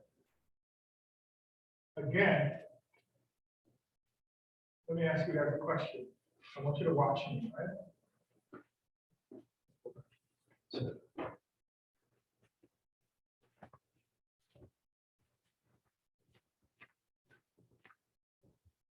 Oh, this is a real sword. This is a real sword. It's okay. That's what you guys can watch on. First of all, when you're wearing a sword, it should be tighter against your body than this, but I'm not wearing a proper OB to hold this, okay? The suba, which is the guard, is really along your center line. Some schools say that the kashira, or the butt of the sword, is along the center line. In either case, either one or the other is fine. And your hand should be relaxed, elbows bent, just like this. Okay? So you're in this triangle stance, and your body is bladed. Tell me, if I'm going to draw this sword, this, as opposed to that, which is right. Exactly. Why? Because you never push this, you never pull the sword out of its sheath, you push it. That's the difference. And that has a lot to do with this again. So if I'm trying to pull the sword out of the sheath, that's not going to work. If I do this, yeah, see, it's going to work. It's just that simple. But not really. That's the whole point behind it. And the whole point again is not doing this. Because that creates an opening. So if I do this, all of that's open. And that's all he's going to do. But if I do this, yeah, he's done. So if he keeps holding on, this is what happens when this happens. Okay? That's why a lot of our methodologies is around sword. So the way it works is that once the sword starts to move in its sheath, notice how it's moving, right? I haven't done anything else yet. It's moving, it's moving, it's moving. What am I doing here? Where's the sheath back? Right, that sheath back action is important. It's known as Sayabiki. So you will see a lot of people draw their sword. You will see a lot of people notice how I replaced that back in the sheath, right? Was I looking at it? I wasn't looking at it.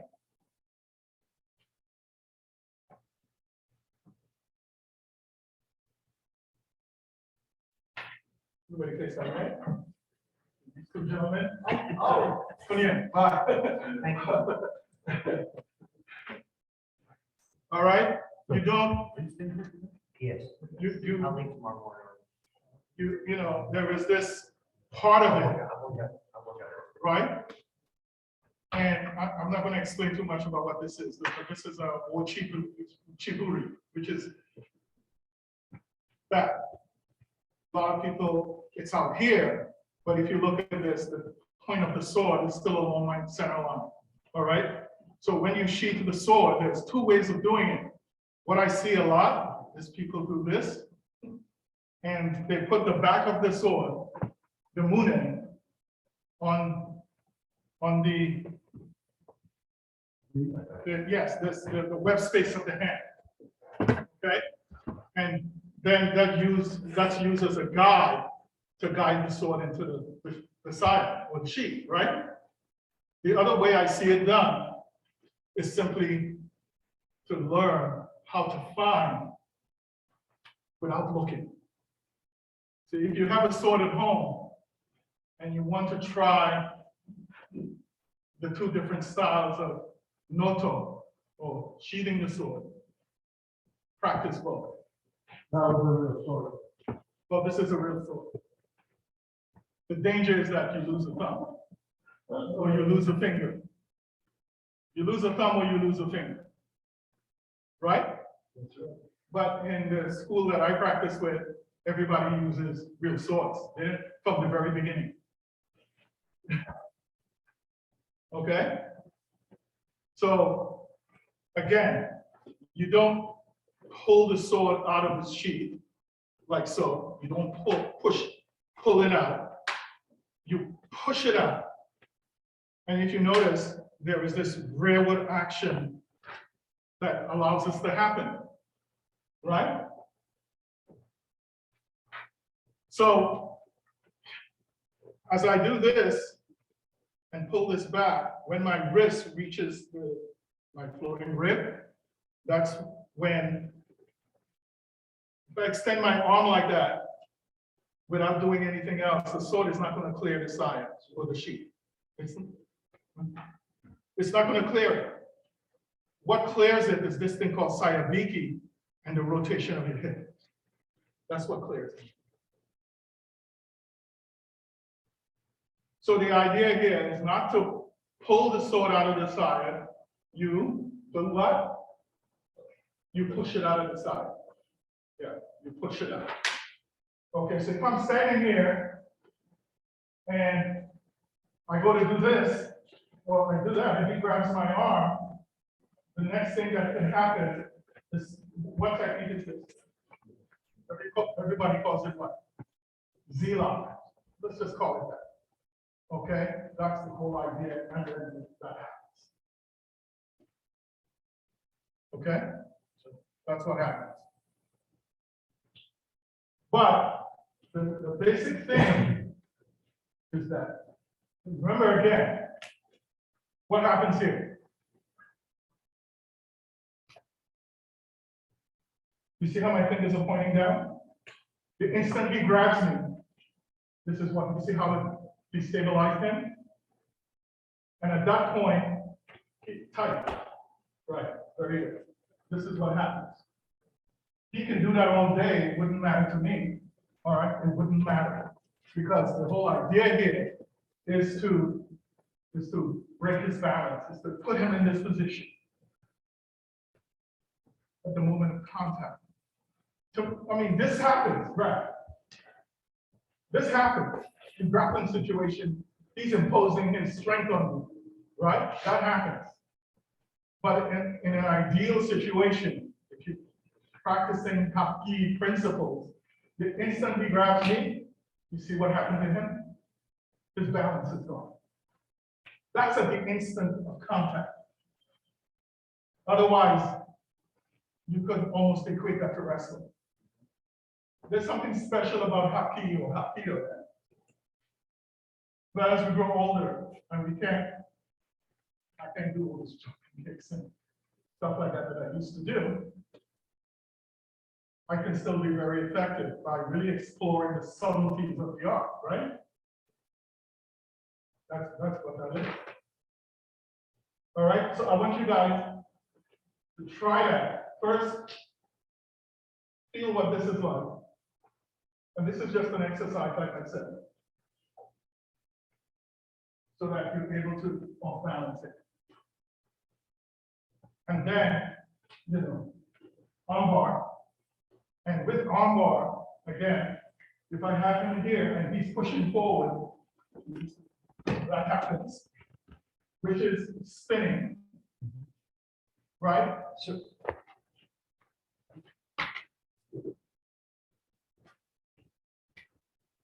here, he pushes. Here I am, right? That's spinning. Same thing happens here. If he's pulling away from me, that you don't get to decide that. He decides where that goes. Okay? So let's go.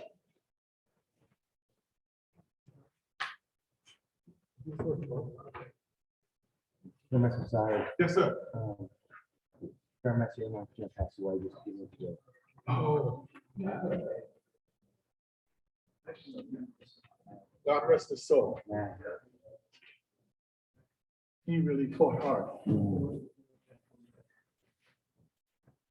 I had a feeling it was going to be this one.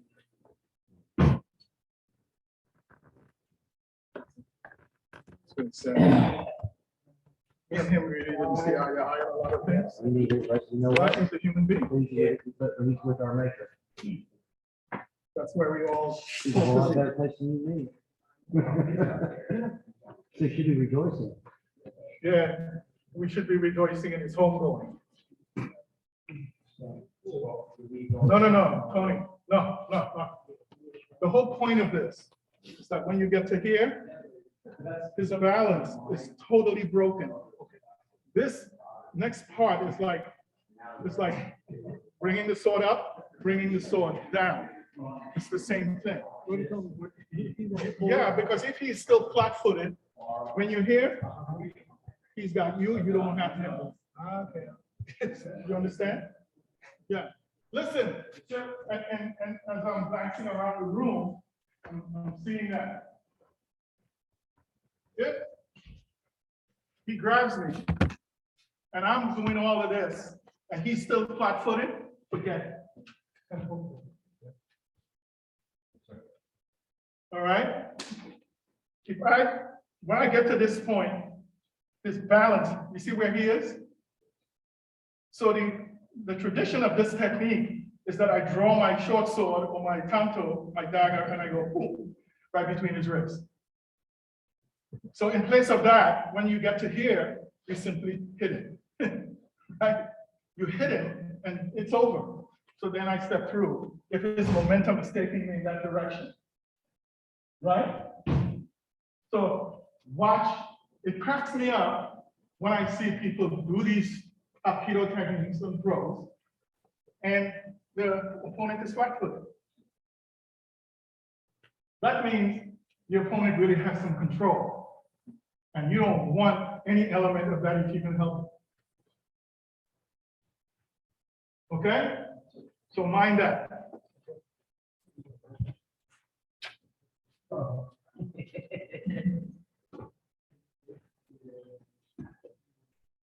Jules, don't struggle with them. Right.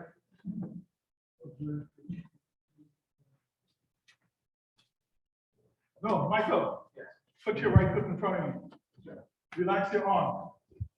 Look, and remember what I said about your arm being just forward of your axillary line, which is here.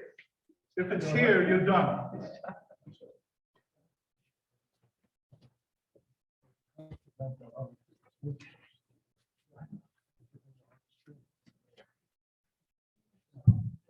See, he learned. He's learning. He's still flat for the legs. Yes, sir.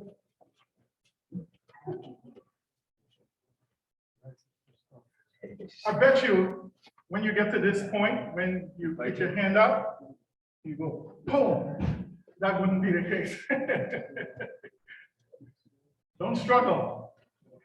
There you go.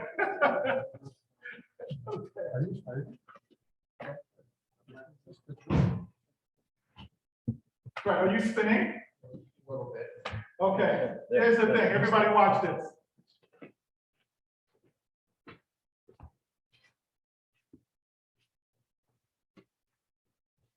There's two principles here in operation. So here we go. One, bring your back leg up. Two. Let's go back again. One. You put this foot here and you do this. And you spin. So this is where you wind up. Okay? That's the idea.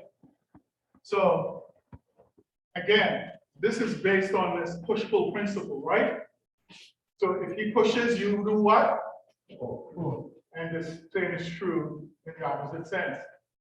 These basic principles I don't see happening too much when I watch Aikido anymore.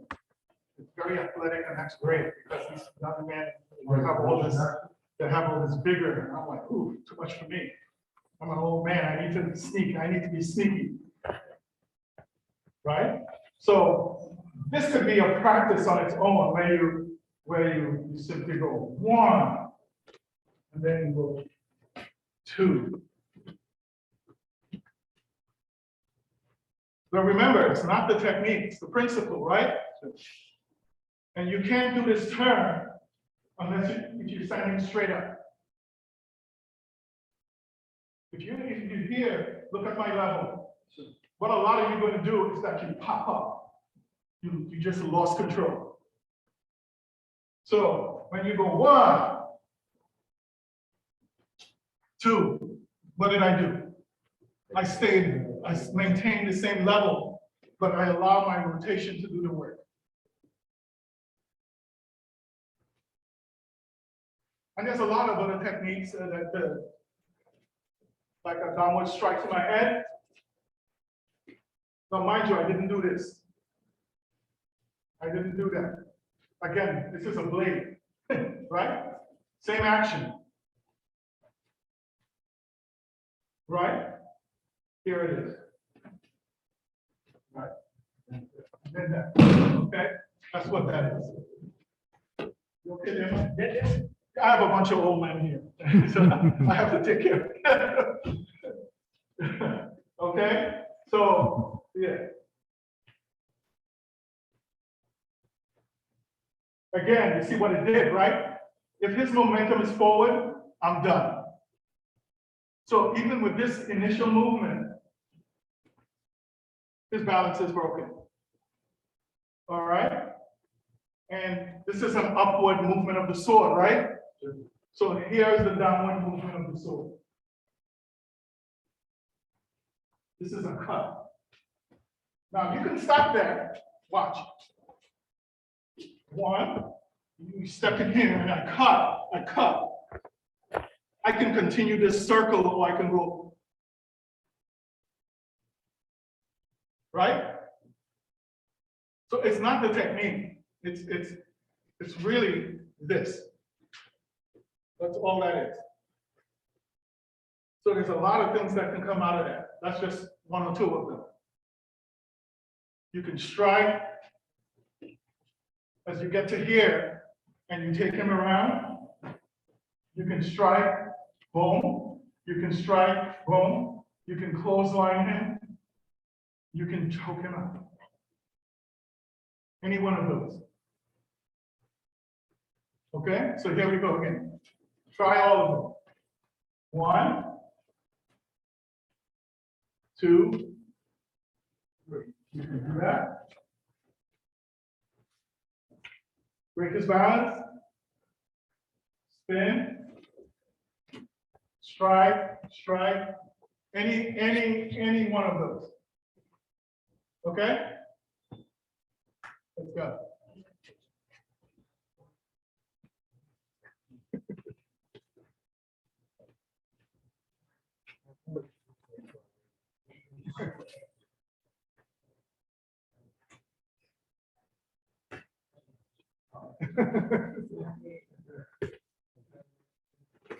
Yes, Michael. Yes, keep this. Make sure. Keep this straight. Cut. She's cutting, I'm cutting. Yeah. Now, if she continues that cut.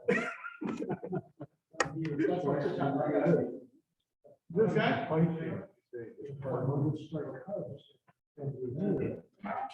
See what they've done? Here. You're getting good. Let's hope you. One of these days I'm gonna learn.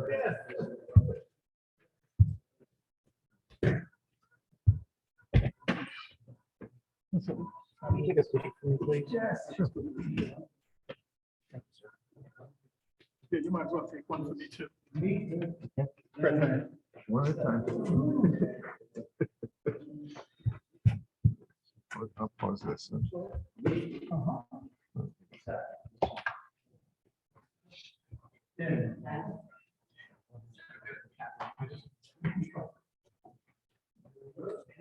So It's ready.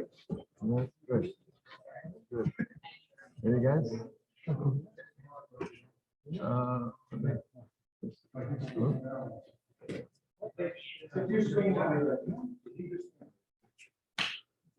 Kick in the back, then I can.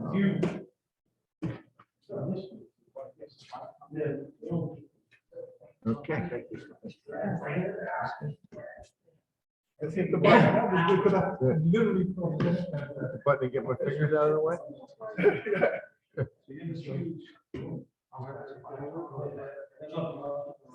Okay. You got it? Yep. Okay, thank you. Yeah. Yeah, I feel horrible. I feel horrible for the family. Go get some rest. Yeah. I feel horrible for the family.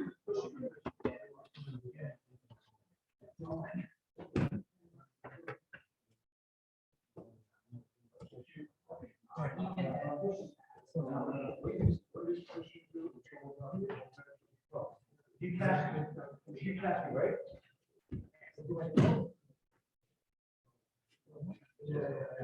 Yeah, continue.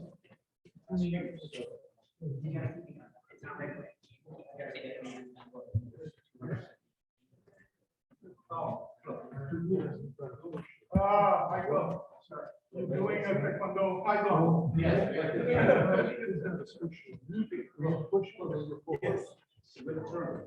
If it's not pushing you. Yeah. No, stop. Yes, sir. See how you, yes, no, watch my elbow. Yeah, you stop, continue.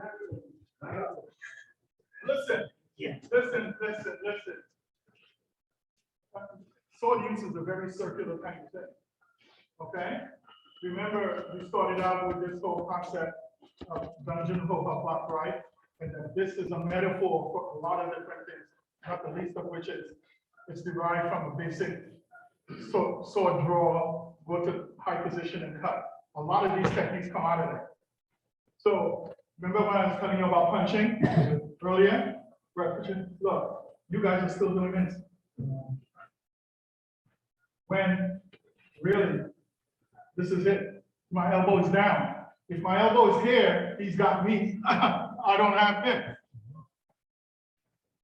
The subtlety is here. If he tries to turn my elbow over, he ain't going to be able to. So you have to look at where those holes are and fill them. Otherwise, he'll fill it. Understood? Right.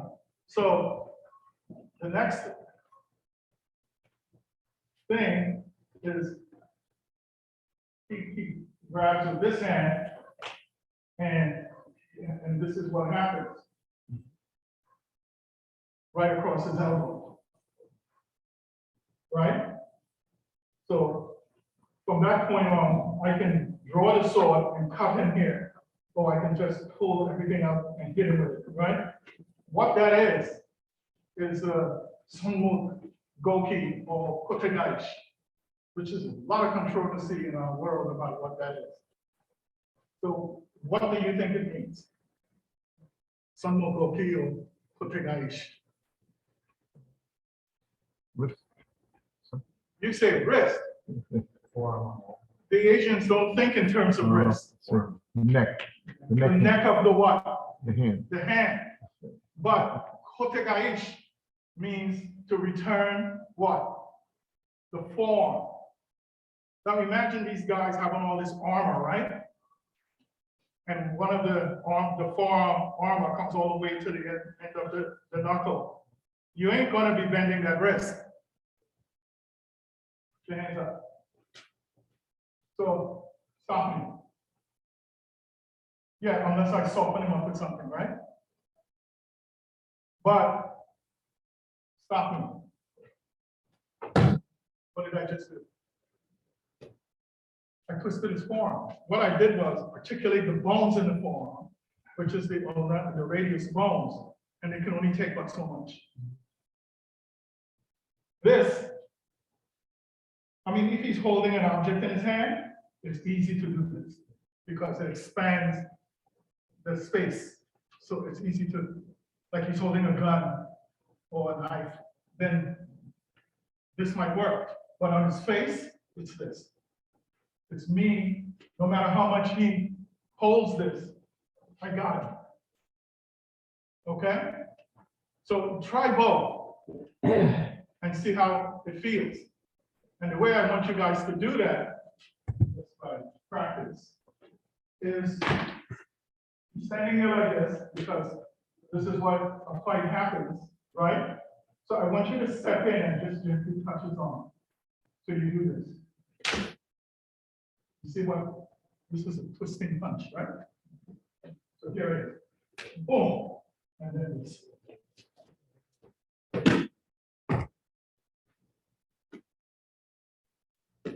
That's where it starts, and this is where it ends.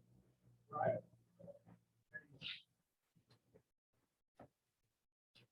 Right, so here we go again.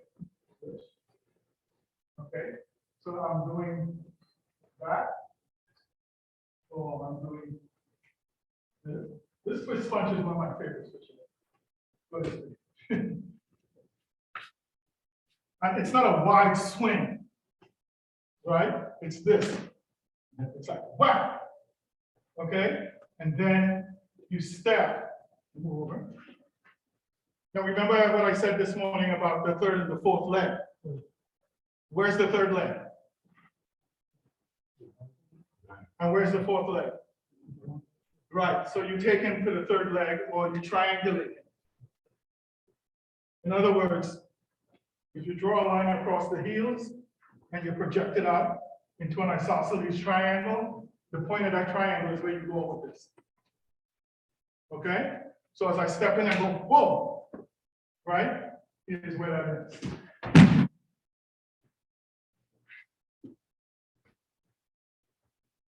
Okay? Again, no wide swing. Keep it boom tight. Right there. All right, let's go. You guys don't have to throw each other. I want you guys to make it home. Thank you, sir.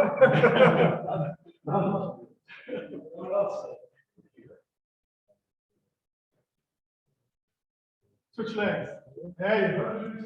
Where does the name slope come from? Right. Right? Yeah. But this I'm gonna is slope. here, right? Yeah, the slope I have my right side forward. She has. all slopes can. I'm trying. Okay, you step in, you step in and you go, boom.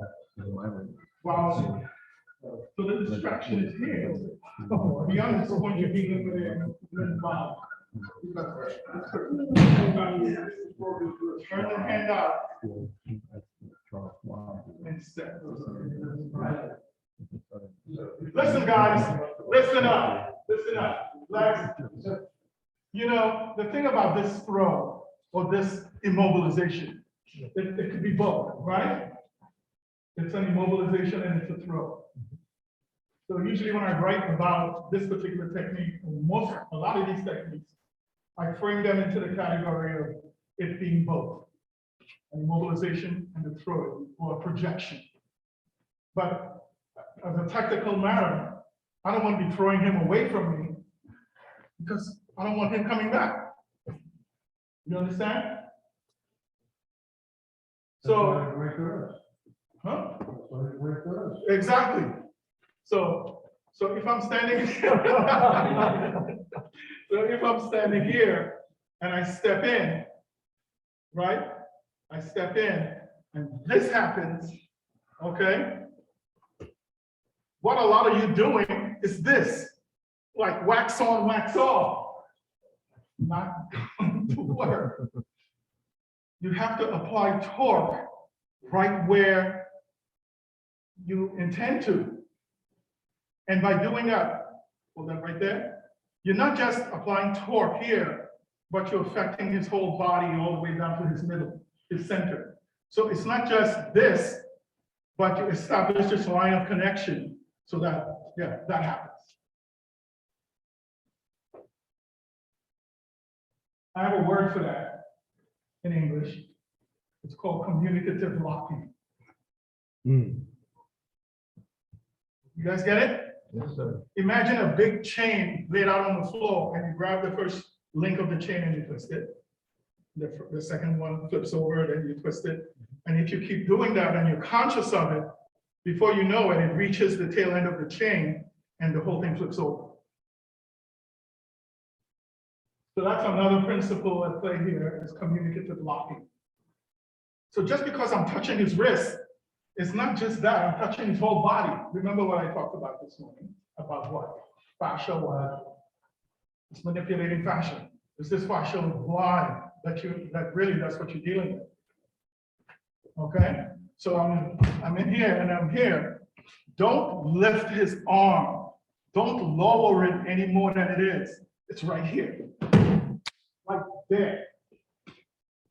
And the more you relax your shoulders, if I'm here and I'm like this, he feels that.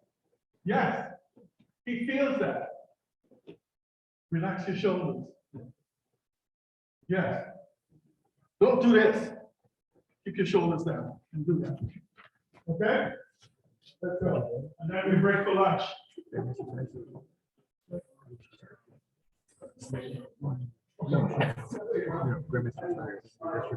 Oh, yeah. Yeah, I know. I heard all about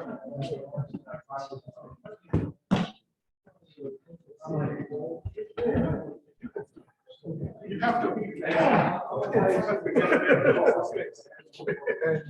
It's not so much. You have to play with it. It's not so much. Well, this. This is ridiculous. Circle, yeah, it's right. Yeah, well, that's in terms of a small rotation here, a big effect out there. That's really what I meant. I wasn't even manipulating this year. Something like that. I ain't saying do it. See how that Never stop.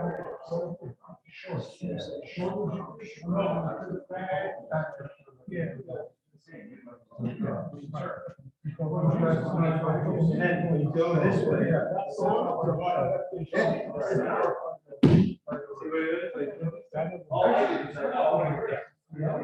And I was like, oh.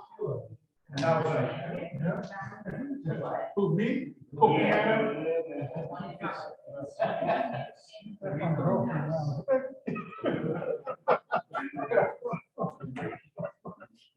No, you do the gravity techniques with that. All the time. Oh, my God.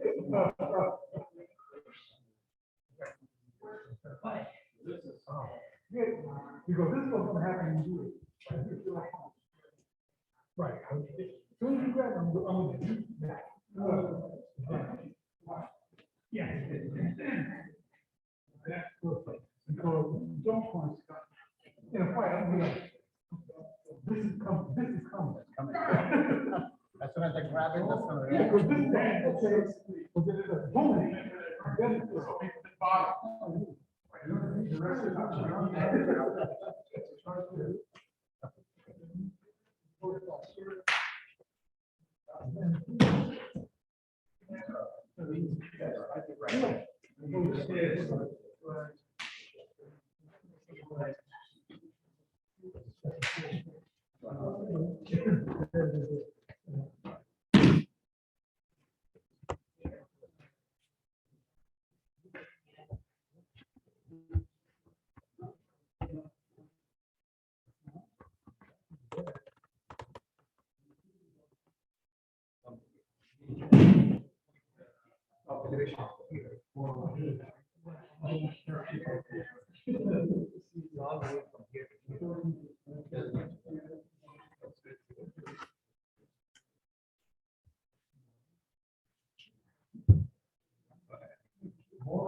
all right. Move it in. Move it in. See. Okay, we're about 20 minutes to lunch. And I'm gonna cover a few of them, and then after lunch, before we end the day, I'll cover the rest. There are 12 acupuncture points that I want you guys to know. Okay? Because a big part of our curriculum is medicine. It's about learning how to take care of yourselves. All right? So let's start with the one just below your knee. Okay, and so extend your feet, pick which leg you want, pull your pant leg up. All right, and if everybody can see me here with Jules, there's the kneecap, this bump on the knee. Go down about 1.5 inches, and you slide right off the bone, it's along this line. And there it is. That's too far back. More anterior. Point this up. You feel the hole? If you do that right, you should feel a hole. Right? Everybody, that's too high. No, down, more. Right? Once I touch it, you'll know it's down. Right, so you go down 1.5 inches. Excuse me? All right, you go down 1.5 inches.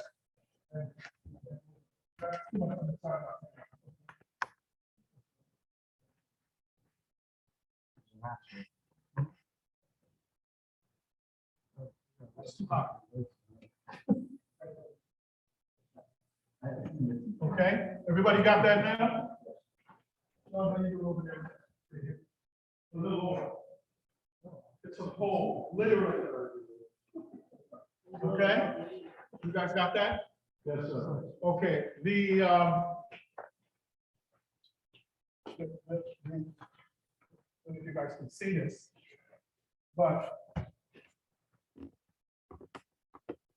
the Chinese character for acupuncture point looks like that. It's the same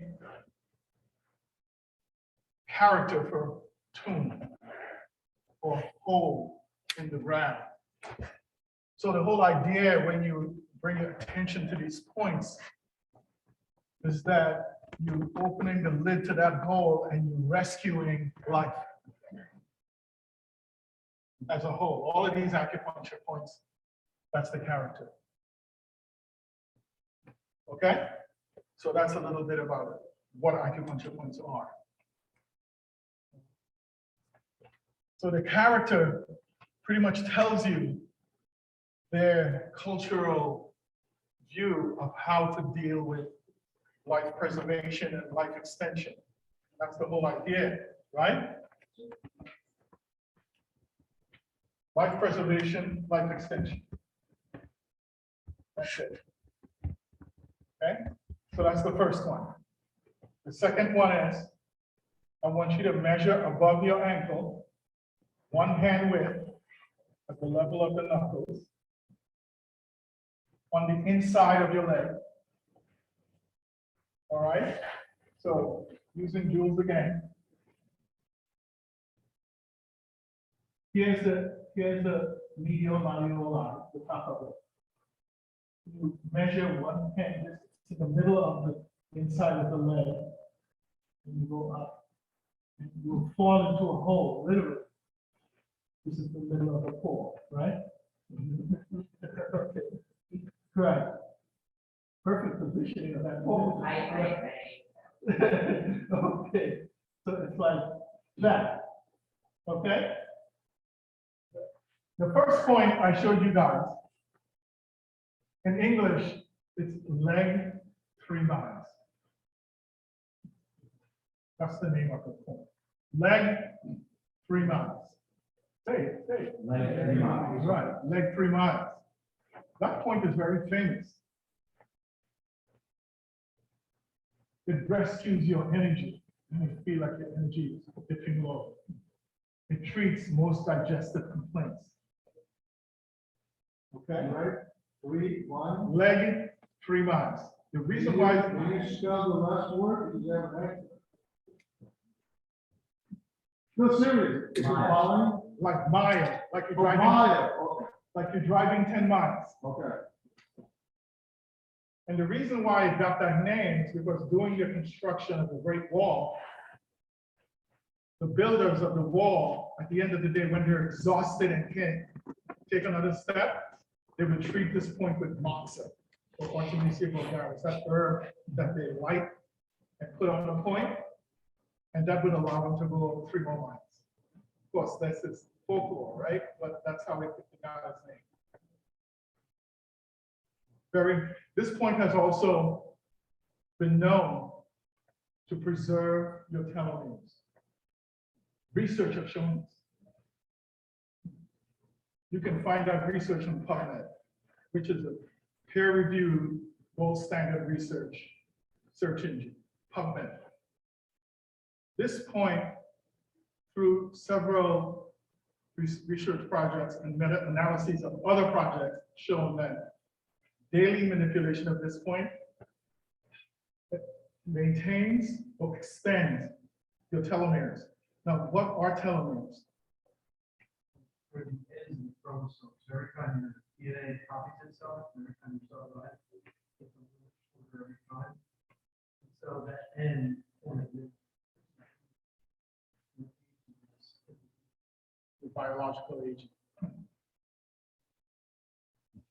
Scientists have also, in the last 2 years, researchers at Harvard also figured out how to extend the telomeres from a medical point of view. They did the studies on rats. I think it's in the human phase right now, where they can triple your lifespan. Triple? They're already doing it now. They can triple your lifespan. I'm serious. But I'm not talking about tripling your lifespan with all of our health problems. That's not what I'm talking about.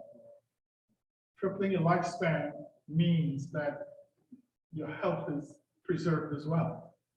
You know, so that's the research that's going on there with this particular acupuncture point. It's quite significant. And the one on your ankle, the inside of your ankle,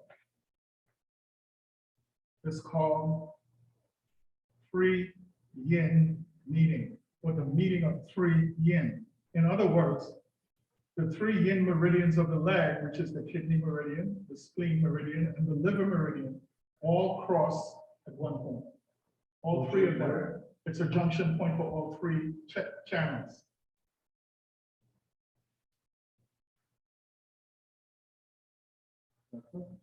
Yeah. It's a very sensitive point, particularly on women. Most of the times when I needle that point on most women, they don't like it. Because I guess of the yin energy, you know, female is yin, right? And males, when I needle that point, they don't even care. Okay? That point can treat any problem in the lower genitalia. It also can relieve mental stress. So if you're having trouble sleeping at night, you massage that point or stimulate it in some way, it helps to bring your energy down. It takes you out of your head, so to speak. Right? And the last one I'm going to cover before lunch. So we have leg 3 miles, which is also known as stomach 36, ST 36. The yin point on the ankle, spleen 6. It's primarily on the spleen channel, but it's called spleen 6, and the English name for it is the meeting of 3 yin. 3 yin channels meet at one point. The third one on the leg is in the web space of the great toe and the second toe, about an inch and a half into the web space. Yes, that should be easy to find because these are the equivalent of this one here, right? Right? A little bit higher, Michael. Right there. That's it. Press on it, you'll know it. This is a very important point because if you have one of those headaches where your eyes are red and irritated and it hurts, and you know, some of those ocular headaches, you know, some of us get that. Or your energy is up in your upper body and head. Massaging or stimulating that point brings everything down. Down. That's why it got its name. It's called Great Surge. The names of these points pretty much describe its location and what it does. So this is called Great Surge. Okay? Yeah. Liver 3, LV 3. That's the numerical position of the point. Okay? So we'll cover the rest after lunch. Any questions about, you know, this is just as important. This right here, for me, is just as important as anything we've done this morning. So as my grandmother would say, put that in your pipe and smoke it. Okay? It's very important. Too many martial artists going out there and they can hurt people. That Grandmaster Chris Garland, he's a bad dude. You've heard of him, right? Yeah. Yeah. He's very skillful. He's been at this one since he can walk. You know, he's well regarded in Korea, very well regarded. And they see him as an ambassador to the art in Korea.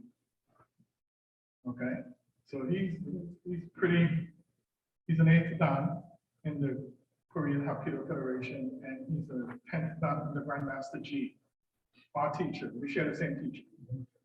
Okay, I'm a 10th man too, but I never speak about it. I just claim that. I don't, to me, that 10th man thing is a little too much. Where did you just play it? To go right here? No, he gave it to me, but I don't claim in meaning, I don't publicly talk about that. I'm telling you guys, Yeah, that's your, that, yeah, that's a bad habit. Okay. So, any questions about anything we've done this morning? All right, please stand. You can. Okay, so we have, let's see, 12:31. We have to be back at, what did I say, 1:30, right? So it's an hour and a half for lunch, probably an hour and 45 minutes, almost 2 hours. So let's be back here at 1:30. All right. Thank you. Thank you. Oh, in terms of restaurants, most of the restaurants around here, they don't, now they just started serving lunch at Cantina Belize. Zig's around the corner here too. They only serve breakfast and lunch. They don't serve dinner anymore. Cantina Feliz serves dinner, so those of you who want to organize and let's get together for dinner, we can do that at Cantina Feliz. If you go around the corner, there's a Wawa and a pizza shop on that side. If you go down this road and you follow Bethlehem Pike, one block, there's a car dealership, a Mercedes dealership across the street from the pizza shop and Wawa. Okay?